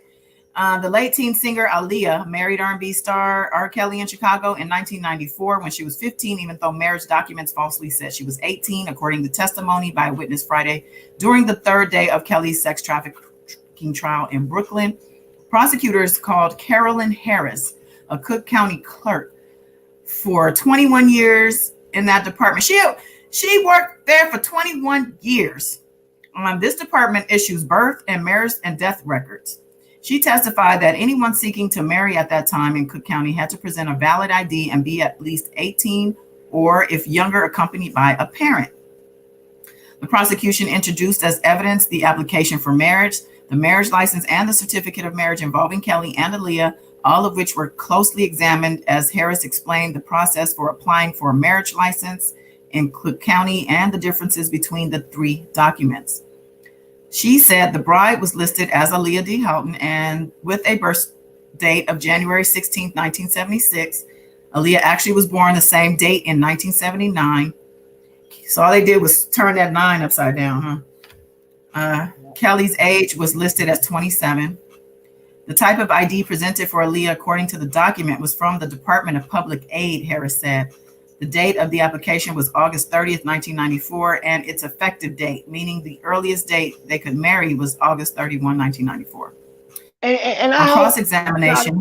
Yeah, go ahead. I'm sorry. Yep. I'm sorry. Please read that over about those 2 dates, because these supporters were going on saying they got 2 dates. Those were illegals. They didn't seem to understand that obviously when they got it, they had to wait till the next day before they could legally marry. Right. Okay. Yeah, I'll reread that. It says the date of the application was August 30th, 1994. And its effective date, meaning the earliest date they could marry, was August 31st, 1994. Thank you. Marry the first eligible date they could. That's when they got married. But the application was the day before. Okay? All right. On cross-examination, Harris said she was not the clerk who handled the Kelly Aaliyah marriage documents in 1994. Wait, what? Okay. So it says the focus on Aaliyah. Wait, I'm confused. Okay, on cross, she said she was not the clerk who handled it. But what is her role then? I think that she was she's the supervisor of that department. Okay, so she was aware, and they have the documents, so they got them from somewhere. But it says the focus on Aaliyah, who died in 2001, a 2001 plane crash, is important because prosecutors have charged that Kelly had sexual contact with the singer, known as Jane Doe #1, in the indictment when she was underage, and that Kelly believed she became pregnant. Prosecutors argue he secretly arranged the marriage by allegedly bribing a government official in Chicago to obtain a fake ID to protect himself from criminal charges because can't be forced to testify against the husband, according to a document filed by the prosecution in July. Now, this is what doesn't make sense to me, what he was thinking. Okay, so a wife can't testify against you. So he's thinking, okay, well, if I get in trouble for this, she can't testify against me. But you don't think they're going to find out that marriage is bogus because she's not the age you said she was? Like, you didn't think, like, to get her to marry you, in fact, was illegal in itself? Like, it just doesn't make any sense. It says the outline of the story of Kelly and Aaliyah has long been known, although Kelly has never admitted to wrongdoing. The marriage was soon annulled. What legacy is left behind? Fans run to stream Aaliyah's 1 in a Million. In her opening statement Wednesday, Kelly's defense lawyer, Nicole Blank-Becker, said there's no evidence to prove Aaliyah was pregnant, noting that she cannot testify herself. Aaliyah, God rest her soul, passed away. Becker said if Mr. Kelly was involved in a crime, would we be here today? Well, we are here today. And I said this before because I think we read that yesterday. Okay, it says U.S. District and Donnelly, who is presiding over the trial, ruled at a pretrial hearing that the issue of the alleged illegal marriage would be allowed in the trial despite defense's effort to keep it out. And here's what Ann Donnelly said to them. It's clearly relevant and it clearly shows a motive for racketeering act #1. So that is admissible. Shout out, Judge Ann. Yeah, Judge Ann. No joke. No joke. So I want to also finish listening to that other news report real quick, if that's cool, and then we can wrap this. Let me see what's going on in the chat.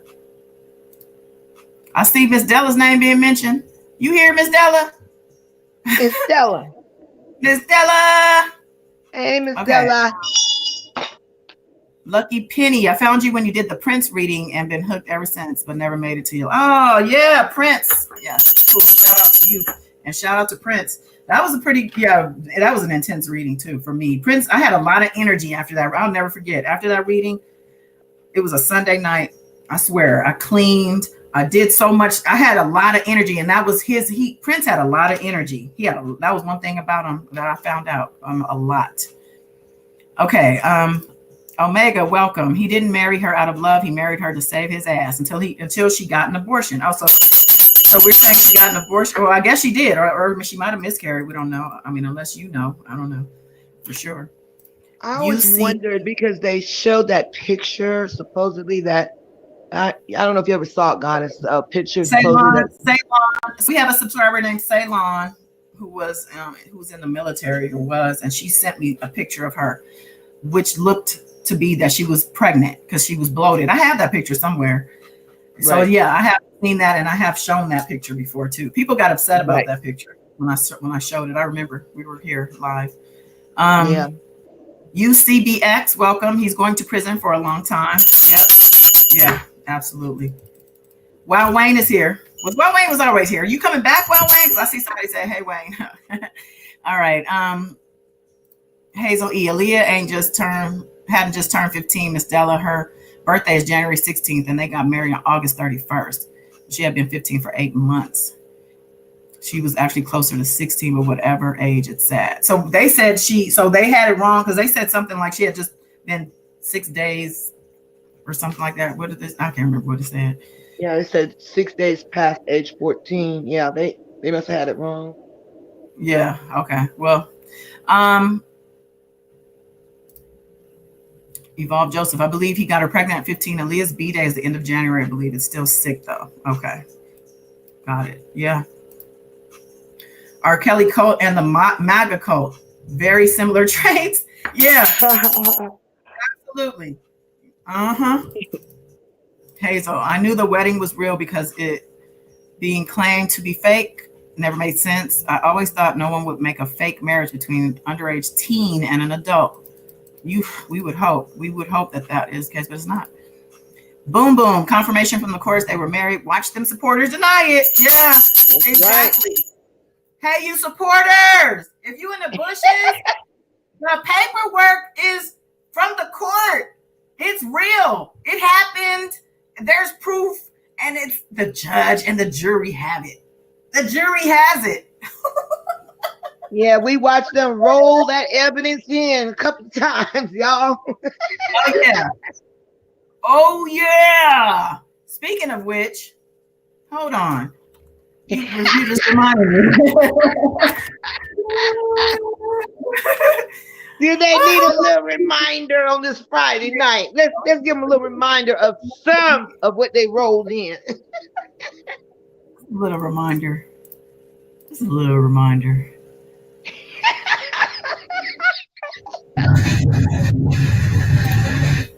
Yeah. We got to remind ourselves of what we're dealing with here. Look at all this evidence. That's a lot of evidence. This is not even all the, I don't think this is all the evidence. I think some of the evidence was already in there. But yeah, that's evidence for your ass, R. Kelly. Yeah. You should have parked them cars right next to his ass. Yeah.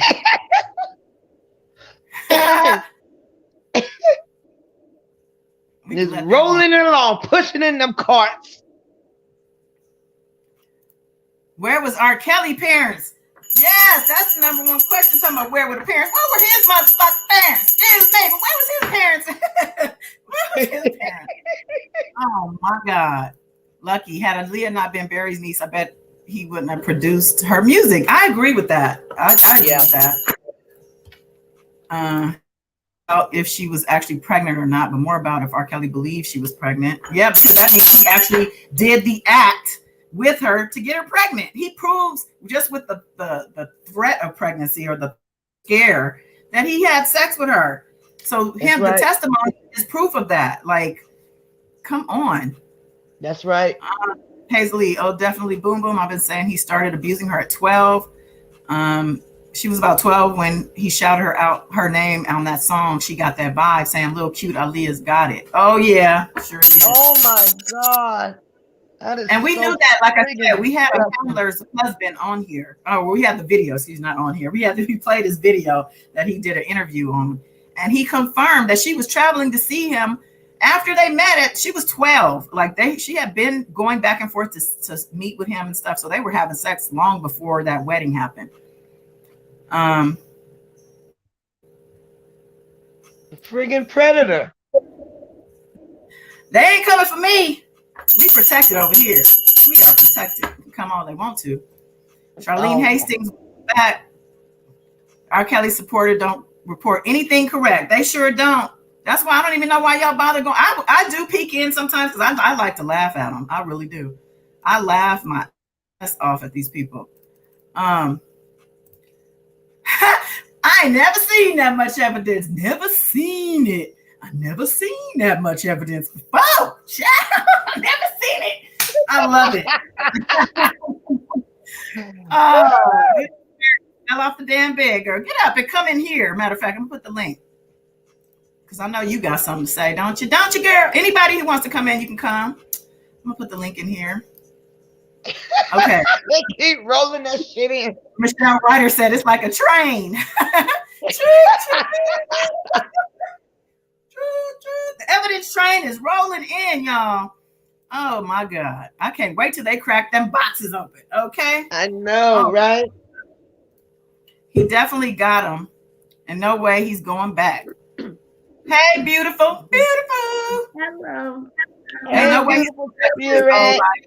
gets comfortable in jail because prison about to be his forever home. That's if he don't commit the S. Okay? Yeah. Roller right. take back, y'all. Roller take back. Y'all see how the news reporters had to run and speed up with that evidence, y'all? They was getting it in that courtroom. Oh yeah. Yeah. It's funny how it was. Look.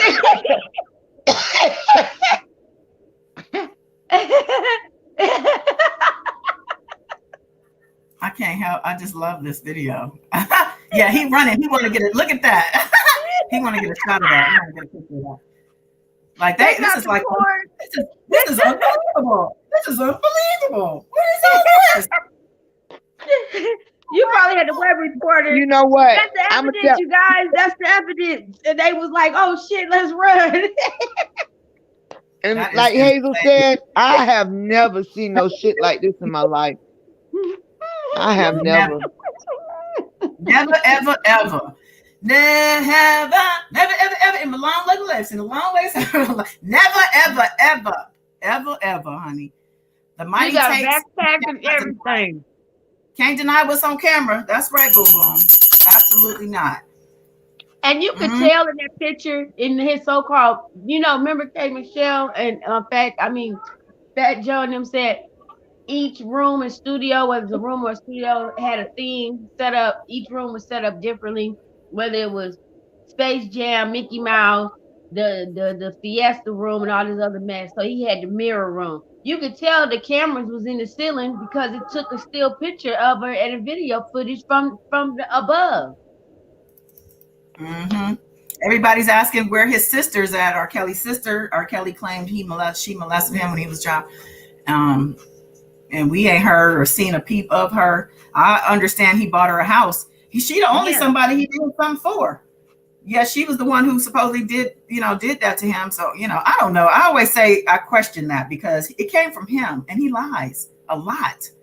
Like, I don't know if we could believe him. His brothers lie too. Knowing them how they treat women, they might treat the sister like shit and blame everything on her, Oh, they said that he would have his sister standing out there on the line for 3-4 hours looking out the peephole while his entourage standing behind him. Kelly, that's right. And would purposely just be looking at her while she's standing there because she didn't have an issue with drugs or whatever else or needed money, they said. That's what Terrence Allen said, the bus driver. He said that sometimes her dumb ass stand out there too. And that bus driver, I'm thinking, is testifying. I hope he's testifying because he went on YouTube, so he might as well get on the stand. Right. Yeah, because he gave his testimony in front of the grand jury. Evolve Joseph, I go on the supporters platform sometimes to bring some common sense to the conversation. So you go in the chats. Are you Evolve Joseph in those chats? I'm wondering, don't give me your side handle if that's not the case. His forever home, child, and they bringing in all the evidence that he's going to stay there. Okay. Each evidence card has its own personal security. What was that? What happened to those fake sisters? The ones the cattle planters. Fake sisters, where are you at, fake sisters? Come in here. I want to talk to you. Right, with they sort of flew in looking at cattle pressers, beat well ass people. And then that one Wolverine beastie looking so she had that little wig tacked on her head with barely a bobby pin top to the side with them eyebrows drawn on looking like Jeepers Creepers. Ain't nowhere in here. Are you talking about the fans?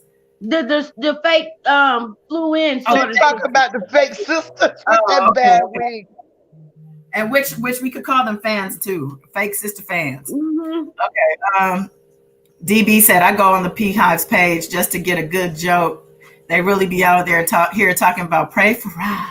Yes. Hey, I you know agree. what? Speaking of the R. Kelly supporters, and Lord knows I don't care for none of them because you know how they are. But damn it, that picture of that motherfucking Dry Fox or what Fox Dry, however, God damn it, Debo, you need to be a news report cameraman because that did it. That took I cried laughing. That picture, y'all, if y'all see this picture, I got to keep it 100, y'all. I got to keep it real. Yeah, show the picture, child. Debo did that shit. I ain't gonna lie, I don't care for it. Debo did that shit. I can't believe, and that's her car too. That's really her. Y'all gotta see this shit. Y'all gotta see this shit. Y'all better go ahead, sit down on the floor so you won't fall out the chair and take a shot. I gotta email it to myself real quick. Hold on. Oh, you want me to send it to you? I send it to you. I got it. Okay. That shit was funny as hell. I said, boy, and he got it good too. Hey, what they say? Miss Denise, what he say? They was out there sightseeing this shit.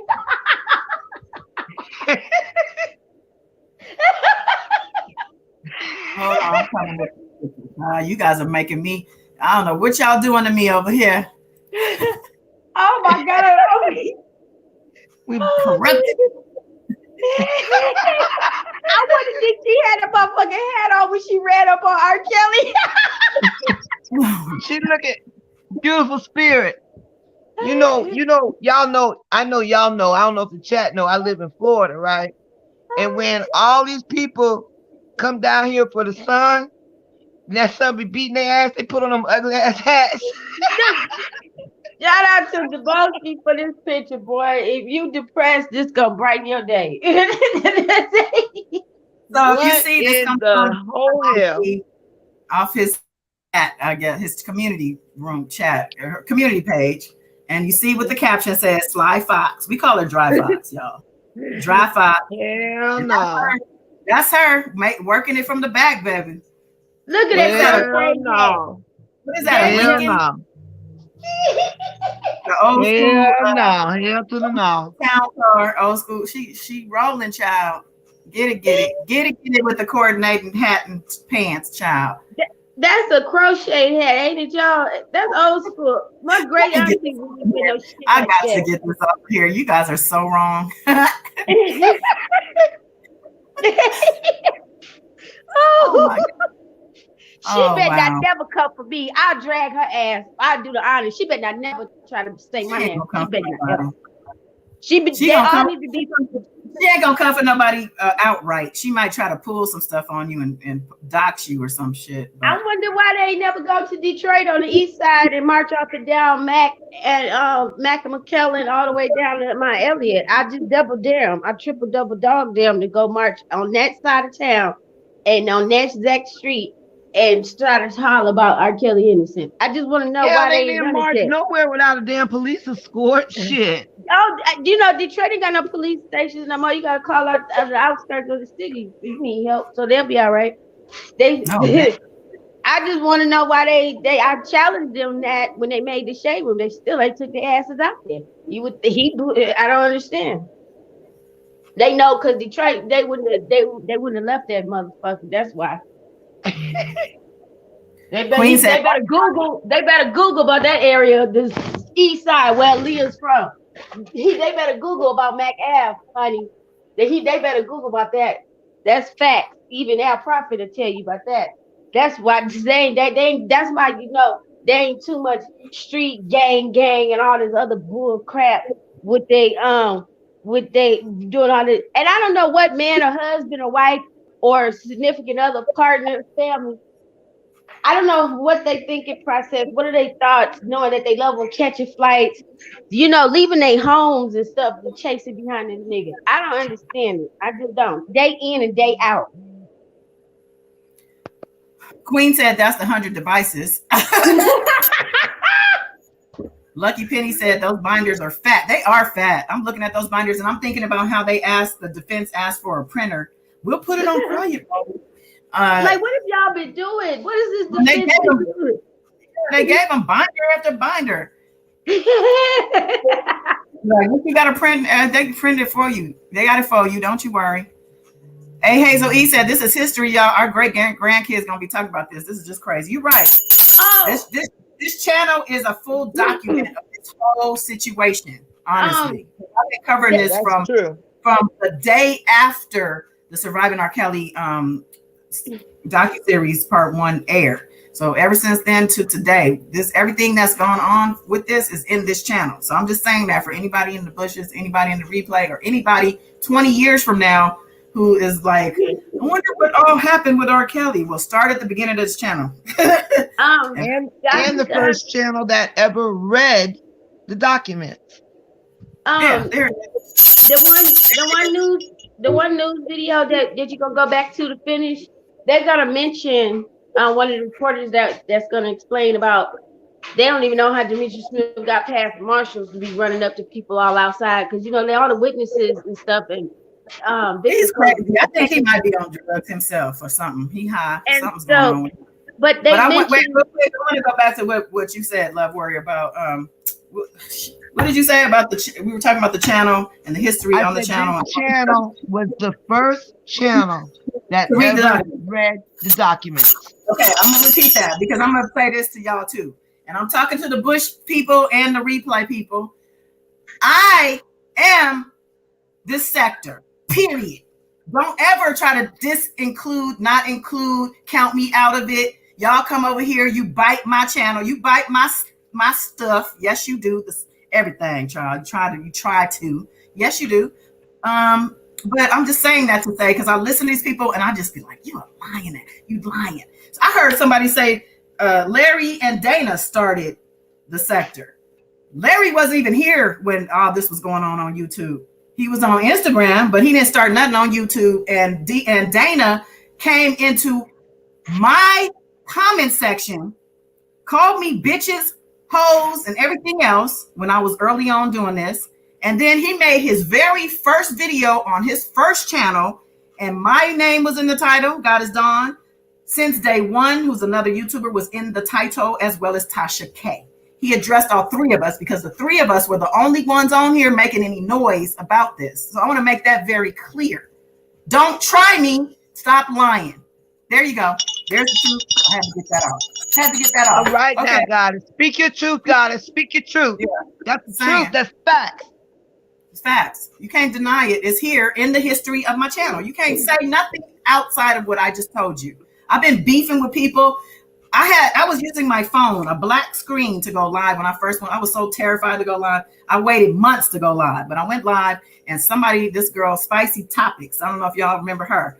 I think she got shamed out of the sector because some stuff came out about her. But she used to always talk about me on her videos, and I would talk about her on my on my lives, and I would play her audio. I've been doing this. Like, please. And they don't want to give me no credit. Why? I don't know. Matter of fact, I'm gonna name somebody who came in my chat yesterday. The comment got deleted by one of my mods before I could take a picture of it. But what's her name? The one in the wheelchair? Oh no. Betty. Betty on wheel. Oh, Wheelchair Betty. No, we're gonna call her. Her name is Ty. Ty, who belongs to the R.I.C.O group, right, comes in my chat yesterday and leaves a comment before I even started my live. Why are you here? Ring your bell and go talk about UFOs. Why would you say that? We on the same side of this coin, supporting these victims. I thought maybe not, right? Because that says to me, you a hater. What are you pressed for? I'm not bothering you. Ain't nobody thinking about y'all. Ain't nobody thinking about you. I'll say you. Ain't nobody thinking about you. So don't stop wheeling over to my channel, okay? Because you're not welcome. I don't want to hear nothing you have to say. I have no interest in anything that anybody with your type of mindset and your type of behavior has to say or do. The type of people you are, I stay clear from in my life. Clear. because you're dangerous, you're toxic, you're nasty. You're pretty disgusting. Matter of fact, I chalk you up with R. Kelly. I do. I don't know what you're doing in your real life, but I'm going to say this because you're intent. You're a nasty, hateful person. You go hurting people. You try to hurt people on purpose all the time. All the time. You live to hurt people. And anybody who says you're a good person is somebody who, for whatever reason, you don't bother. I mean, I guess you need a friend or two, so maybe you don't go after those people. But just because you're good to some people, you can't be nasty to other people and not be nasty. You still nasty. You nasty. Okay? So there you go, Ty. So stop coming over here. Save your, I don't know if you got an arm, the arm one, you got a will with your arms, but save your strength. Okay? Save it. Okay? Thank you. Thank you. All right. Okay. Man, I went off on a little thing, didn't I? I was feeling. That's all right, darling.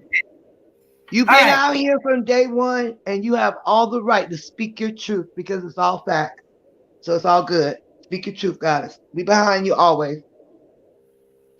I'm looking in the chat. I wanted to know who they're talking about with saying she's off the grid. She's literally off the grid.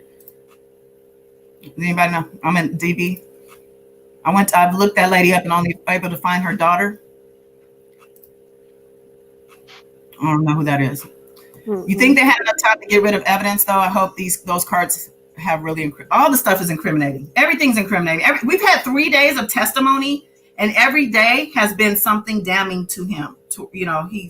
He's not looking good. And go ahead, beautiful.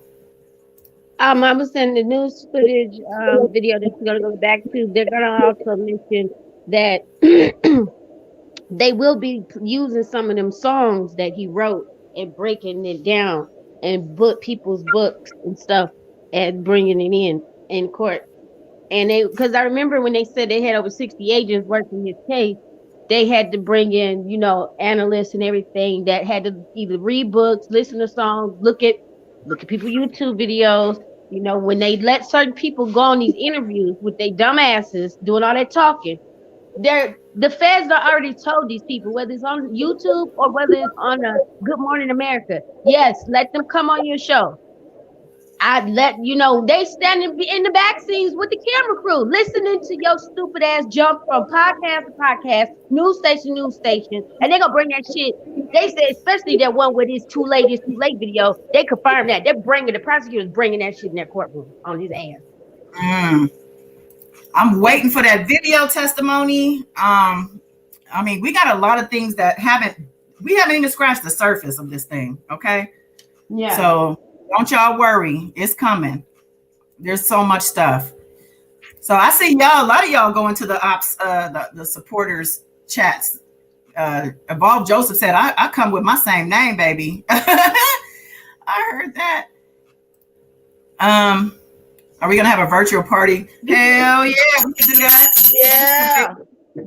And did you get the email with it came with the pictures, the tweet comment? One of the reporters said that the supporters gonna say, they somehow done doctor up and reworded all the documents and the paperwork before they open the courtroom. You know what? They come up with the dumbest shit ever. The dumbest things. Lucky Penny, I feel like I know you. I feel like you're somebody else. You have the same humor as somebody else that comes in here, but they're not here right now. I don't know why I'm saying that, but you're very funny.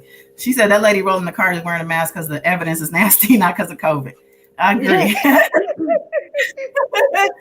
Oh man. Watch when he get convicted and sentenced, they're gonna go pulling on the jailhouse door like they did on the rally and get locked up. Oh yeah, because that was the lady that got locked up, right? For 30 days or something. Yeah, 34. And she said that she thought that R. Kelly would have came and got her, but he didn't. And that was disappointing. She's like, all this work I did. I did all this yelling. I broke in the courthouse. I did all that. Bitch, you didn't come get me. Okay. That's right, Boom Boom. She said her grandkids are a little safer knowing this pedo is locked away. That's right. Yeah. Everybody's safer. Everybody, because he didn't discriminate. Men, boys, girls, women. Age, young, old. He said he liked all women. He didn't say all men, but he. Oh yeah, remember when Lavelle said He was like the whole church and the cathedral ceiling, everything, everybody. He and I said, "Yep, he. That's what R. Kelly put that in his book. So that ain't no hearsay. R. Kelly said that in his own book about the lady. He one member wear a shade of red lipstick. He said that he'll die taking that to the grave about her special skill of what she does with that lipstick. And she would hit him up and say, "I got new shade of red lipstick," and he said he don't give a damn what he doing. He got to get to her. How they supposed to be praying when he opened up that wall in the Colorado room and showed the lady all about the tapes stacked up in the wall and shit. And see, this sisters, this is the led congregation church that she belonged to and referred him to. So she came bringing the damn mothers of the church allegedly, and it ended up turning into an orgy. Oh my God. I'm shouting Atmos Love Zone out for coming in here after that rant. Or I don't know if you were already in here when I ranted. It wasn't to the whole of OCO. That was to Ty specifically. So that's what I wanted to clear up too. And shout out Atmos. Yeah, Atmos. Yeah. And you hold it down too, I understand. So, keep doing that, because we are all doing this for the same goal. And that is to stand up for these victims, survivors, and especially children. Always. Yes, because they've been failed too long and by too many people. They're so disheartened about how they've been failed. Absolutely. So that's right. Okay, let me just get through some of these, because I actually enjoy engaging with y'all. She thought, oh yeah, that lady. So the lady, that's true. The lady thought that he was going to get her out of jail. He didn't even bother his own fan that he loved. He loves his fan so much. He didn't even bother getting her out of jail. And then the article said that, when and they asked R. Kelly, like, did you know, like he's been out here, he brushed past it, like, I don't give a fuck about that bitch. I don't bring it up. Like, he didn't even acknowledge it at all. But he acknowledged that the city buses that the judge allowed him to have, they said 3 to 5 every day lined up down, I forgot which street, by the courthouse, Cook County, when the judge had the people put a special ramp for him and stuff, and fresh painting, said that the buses was lined up with kids from middle schools and with airbrush t-shirts on, that they would be out there waiting. Well, I read too, after that trial ended, the first thing he did was some type of children's concert or benefit or something. He did something. Right. Shit with the kids. See what I'm saying? Chicago allowed too much bullshit. And I just don't understand how one nigga had the whole fucking Chicago, Illinois, let him do this bullshit. That money, beautiful spirit. That let you know, y'all. That let you know. People was making that much money off of him being an artist. That was a pretty penny, honey. That's the money that shit. I don't even think El Chapo and Free Big Meech too ever even touched that amount. Because you got to think, like Goddess Don said, when they raided that home in Florida, I don't know they had to return that child pornography. Like that was somebody was shaking some hands, scratching everybody's back. I scratch your back, you scratch mine, I scratch your ass, and he scratch his. That was the deal. Huh? Beautiful spirit. Meech from BMF, he might have gave R. Kelly a run for that money though. Yeah, his fine self. That man, he was a good. I'm gonna tell y'all right now. R. Kelly is a coward. Okay. Yes, he is. BMF, Big Meech and his brother, they were known. Yes, they were charged with. Okay, Joseph. They took care. They put recreation centers in the city. They gave back to a lot of the less fortunate families, to the schools, like physically on the pavement. Like they did a lot and continue to do a lot. And it's just I a lot of things I didn't even know it was them that was in behind it, as far as like. Well, we always, beautiful spirit, we always talk about all them hundreds of millions that R. Kelly made, never built not one damn recording studio for the kids to go learn how to record, produce music. Not one damn playground, not one damn school, nothing. He didn't even So contribute to the he didn't even touch-up pay. job. He didn't even pay his own damn employee. So what the hell? At all. But you know what? That's dangerous and alarming to see that it's a lot of people that has that same kind of mind frame, like believing that kind of stuff. Because obviously these people had the same predatory ways and behavior and thoughts, and was able to live out their fantasies with him free of charge. Evolve Joseph said, "Leave my city out of this." And unfortunately, we have talked about Chicago many a times over here because you guys have a special city over there, child. I mean, birth of the mafia and all. I'm supposing is why the energy of your city, man, is different. Hazel, but times have changed because unlike the 90s and 2008, the industry ain't supporting Kelly anymore. Matter of fact, that reminds me of something else. Let me play that thing first, actually. I got something else on the play. And then we got to go because I got to read this book tonight, y'all. I want to talk. Who was that said they joined after they watched the Prince, my Prince reading? I forgot at the top of my head, but Lucky Penny said that. Join the channel, Lucky Penny, because I'm gonna now be doing my readings only on my membership channel, and I already have 2 readings on there: Joycelyn Savage, as well as Aaliyah and R. Kelly. And those 2 readings are there now, and I'm gonna be doing the book reading starting tonight. Aaliyah, or Baby Girl, also known as Aaliyah, and I'm going to be doing all of my readings and book readings on the membership channel. The membership channel. So go ahead and join. It's only 99 cents a month or whatnot, or $1.99 or something like that. Okay, I'm gonna bring up a picture so I can put with what I'm gonna play. I don't know why I put that. Hell, he didn't even buy a damn McDonald's. He should have bought Rock and Roll McDonald's as much as he was there. If he was smart, he would have done that. If he was smart, he would have done that. Okay, let me get this picture up here real quick. That and the Rock and Roll Walgreens. Right, he should have definitely bought that Walgreens. Hey, the evidence was rocking and rolling. The prosecutors was rocking and rolling. Who got a blue pill? I need a blue pill. Who got a blue pill? Blue pills. Okay, just bringing this up. I'm so glad we're getting to see some justice and accountability, y'all, after all this. I really am. Okay. So this is from Hollywood Unlicensed and Lee.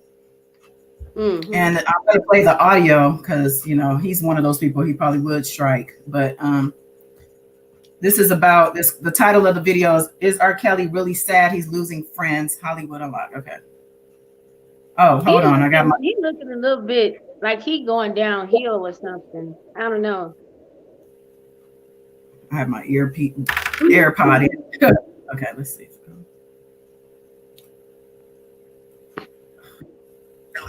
And he has a lot of celebrity friends that he's disappointed in because the celebrity is saying that these friends didn't support him financially before sex trafficking trial.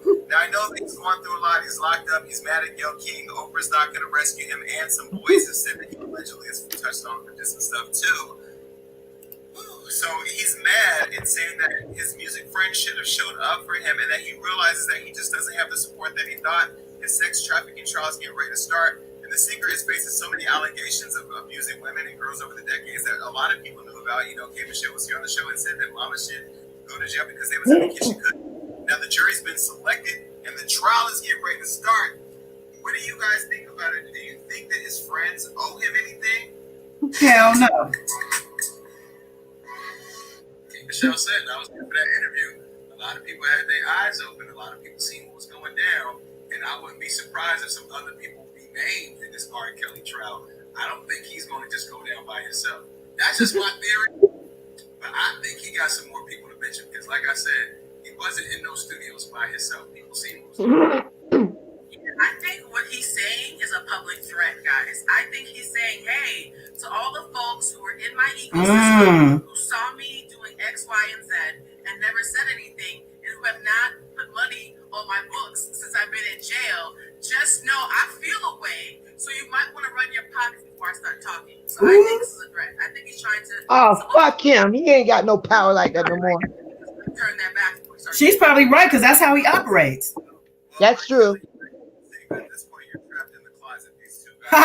Well, yeah, you get dirt on everybody. Wait, did you hear what he said? What did he say? Hold on, I gotta read back. Well, R. Kelly, you might be able to think at this point they're trapped in the closet. These two guys coming out just opening it wide open. And you better step in the name of love because you're not stepping in the name of support. At this point, nobody wants to help you. Now, I do think that everybody who knew that he was doing this should go to prison. The security guards, the secretaries or assistants, the flights, whatever, everybody related to getting these kids to his bedroom so he can put them down. They should all go to jail. I don't think he should be in there by himself. You know, the one thing I love about Hollywood, a lot of my staff, I literally have friends with me for me. I have staff that have been with me from the beginning. My staff are the best guards. There are times I can do it, and I know I'm about to go off the ledge, and they be like, you better not go over there. Or they'll tell me straight up, like, nah, that's not a good look, don't do that. And so I think that, one thing that I do tell myself all the time, no matter how big this brand grows or how much money I have or whatever, no matter what people say online, love or hate, always stay humble and stay grounded. Now, this is a person who, for decades after this alleged activity and laying with all these young girls and boys, allegedly, has flourished and has just enjoyed the perks of life. He even had a whole album with Beyonce's husband.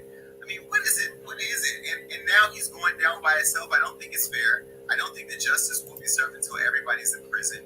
Now, I may sound hypocritical by saying this, but I ain't gonna lie and say that I turn off every R. Kelly song that comes on. I'm not gonna be shamed into not liking good music. I'm not reading into the music now because social media tells me to. Earlier, I was banned from all R. Kelly music. I can't say that I have an R. Kelly playlist, but I'm not going to say that I don't enjoy any songs. Okay, and then he gets turned off after that.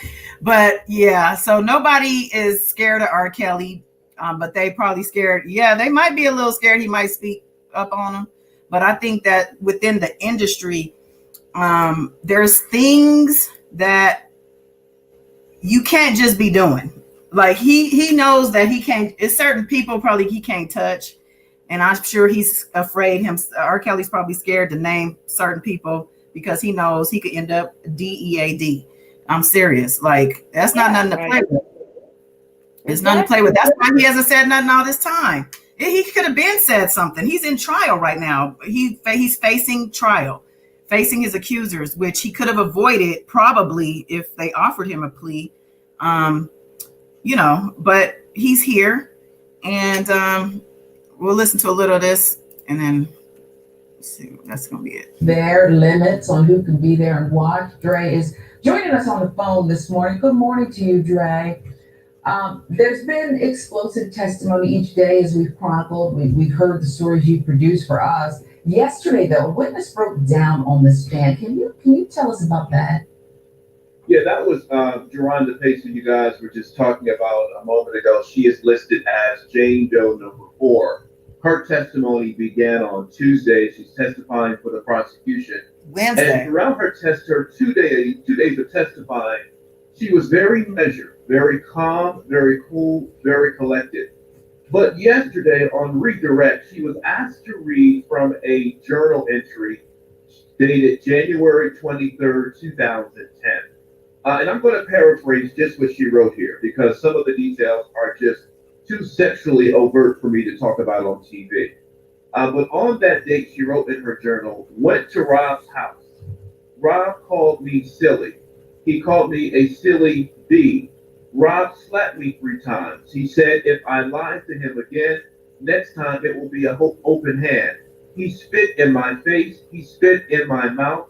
He choked me during an argument.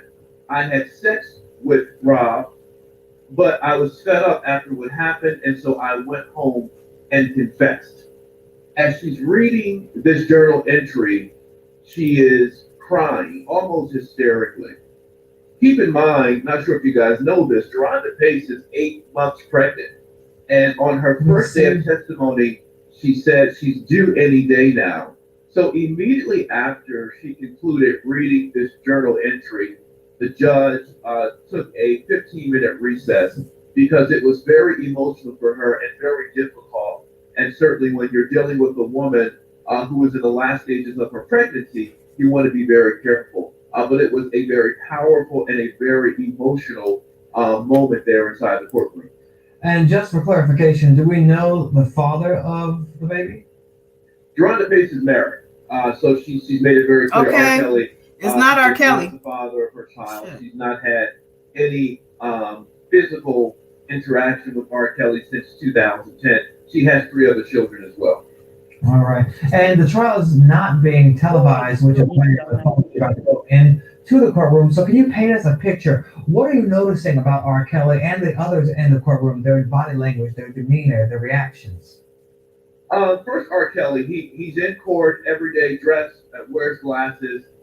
He, for the most part, has looked forward or looked down. There were a few times when he would talk to one of his attorneys when Deronda was testifying, but mostly he sort of sits there and just looks on as the testimony is happening. The court is situated differently because of COVID. So reporters are in one courtroom. The actual trial is happening in another, and then there is another courtroom set up for members of the public and victims or anyone connected to the case personally. So we're all separated there inside the court because the judge wanted to do it that way because of this ongoing COVID crisis that we're dealing with. Yeah, I hope, it sounds like you're able to lay eyes on R. Kelly because his demeanor is also part of this, and it's very interesting for us to hear about his courtroom behavior, particularly since we know that it's been disclosed that he can't read or reads at a very low level, and so we're curious about communication with his attorneys. But tell us straight who you expect to see on the witness stand today. Today we could very well hear from Demetrius Smith. He is R. Kelly's former road manager. He is part of the so-called enterprise.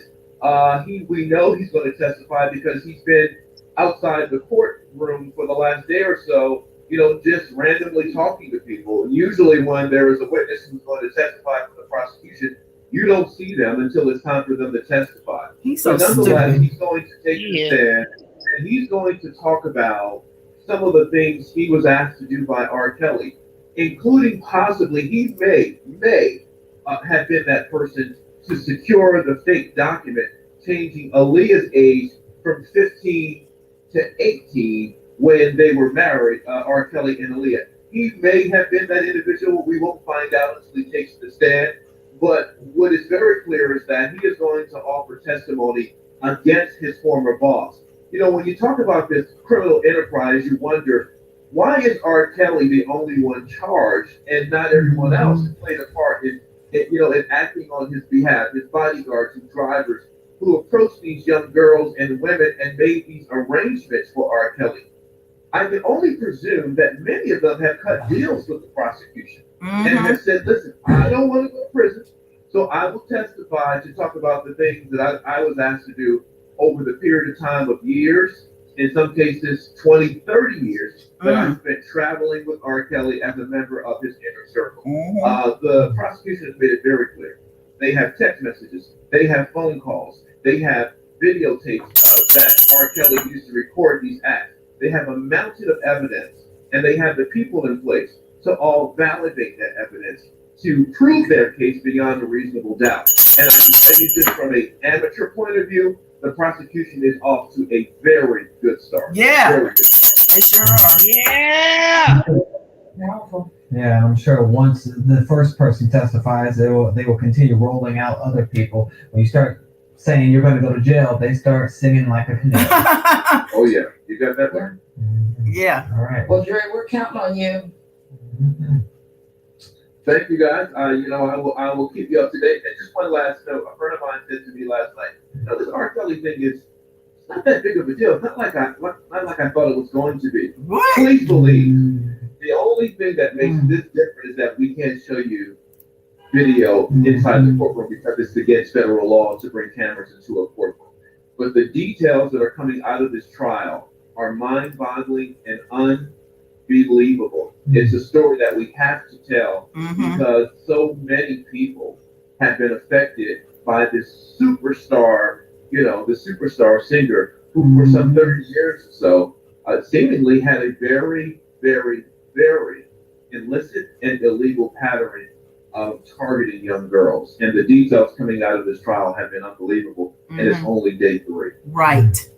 Only day 3, but you will keep us up to date on all the latest information coming out of that. Thank you, Dre Clark. Absolutely. Wow, that's just shocking to hear that. It gets worse and worse every time. And don't forget, this is only one trial. He still has trials in other states against him coming to court cases drugs at some point. What Dre is cleaning up, the clean version Dre gave us this morning is from the darkest, deepest corners. Every parent's nightmare. It really is. Yeah. This law that keeps cameras out of the courtroom, this is our stuff, right? This is the American people's stuff. And we deserve to hear it. And there are many people like Dre's friend who need to hear the seedy details. And by the way, this road manager, we don't know. And Dre said we could find out if he indeed is the one that secured a fake ID for a 15-year-old girl to marry. Yeah, they did that today. That's why I can call R. Kelly a predator. He married a 15-year-old. He's a predator. This tour manager and maybe Dre is right. They cut deals. But these people are part of a trash machine, okay? Trading on children for personal gain. Yes. Why else would you do that? He's a star. He pays your salary. He's a star. He pays you. He told you to do it. Trading on the innocence of children for personal gain. And like he said, go pick this up from the mailbox. He said, listen, I need a fake ID. Need to marry? Help me out. So the whole thing, it is necessary, okay, that we all should hear. Why not have an audio piece? Right, that's what I was saying, an audio tape version. At some point, hopefully that will come out once the case is over. I know Drew was saying because of federal laws, you can't have cameras in there, but hopefully after the case is over, we'll be able to hear some of this testimonies that are being said right now. Transcripts. His defense and everything else is being said in that courtroom we need to hear. But of course, like we said earlier, we're going to be covering this throughout the trial. So you got to make sure you stay with us for continuing coverage of the R. Kelly trial. We'll check again later today with Dre Clark. Yeah, shout out to BNC News. Yeah. I like their perspective. I like their commentary, and you guys should support them. I saw another a supporter YouTuber encouraging her her supporters, or was it somebody in her chat? But they were saying to go over to BNC News and flood their comments. So I'm gonna encourage y'all. You go to BNC News and you flood their comments. Give R. Kelly the boot in the ass in the comments. Lucky Penny, new member, baby. All right, Lucky Penny, thank you. Yes. So with that said, I gotta go because we got a book reading in a little while. And matter of fact, it was supposed to start in like 15 minutes. I'm gonna have to put it off a little bit because I'm gonna have to get something to eat real quick.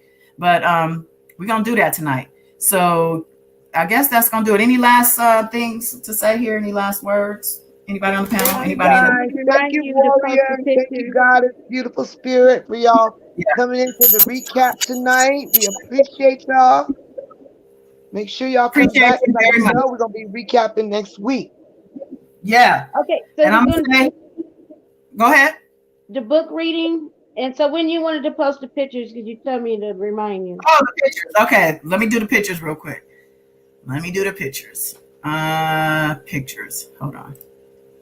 Well, let's do that Saturday because remember, because Saturday when we're going to talk more about, because I have some other stuff to share about R. Kelly, about his younger years that I thought was interesting, but I'm going to share that on Saturday night's live. So we'll do the pictures then, I promise you, because I know I told you that a couple times, but for real. So yeah, y'all, thank you so much for coming, hanging. Appreciate y'all very much, especially the OGs in the building coming back to see me. Good to see y'all. And yeah, just if we don't see you tonight in the book reading, we'll see you hopefully Saturday night, tomorrow night for the live, and then Sunday for a shot of love. Get your worship on a little bit for a few minutes, 15 minutes max. A lot of stuff happening over here, but we appreciate y'all, love y'all, and until next time, peace.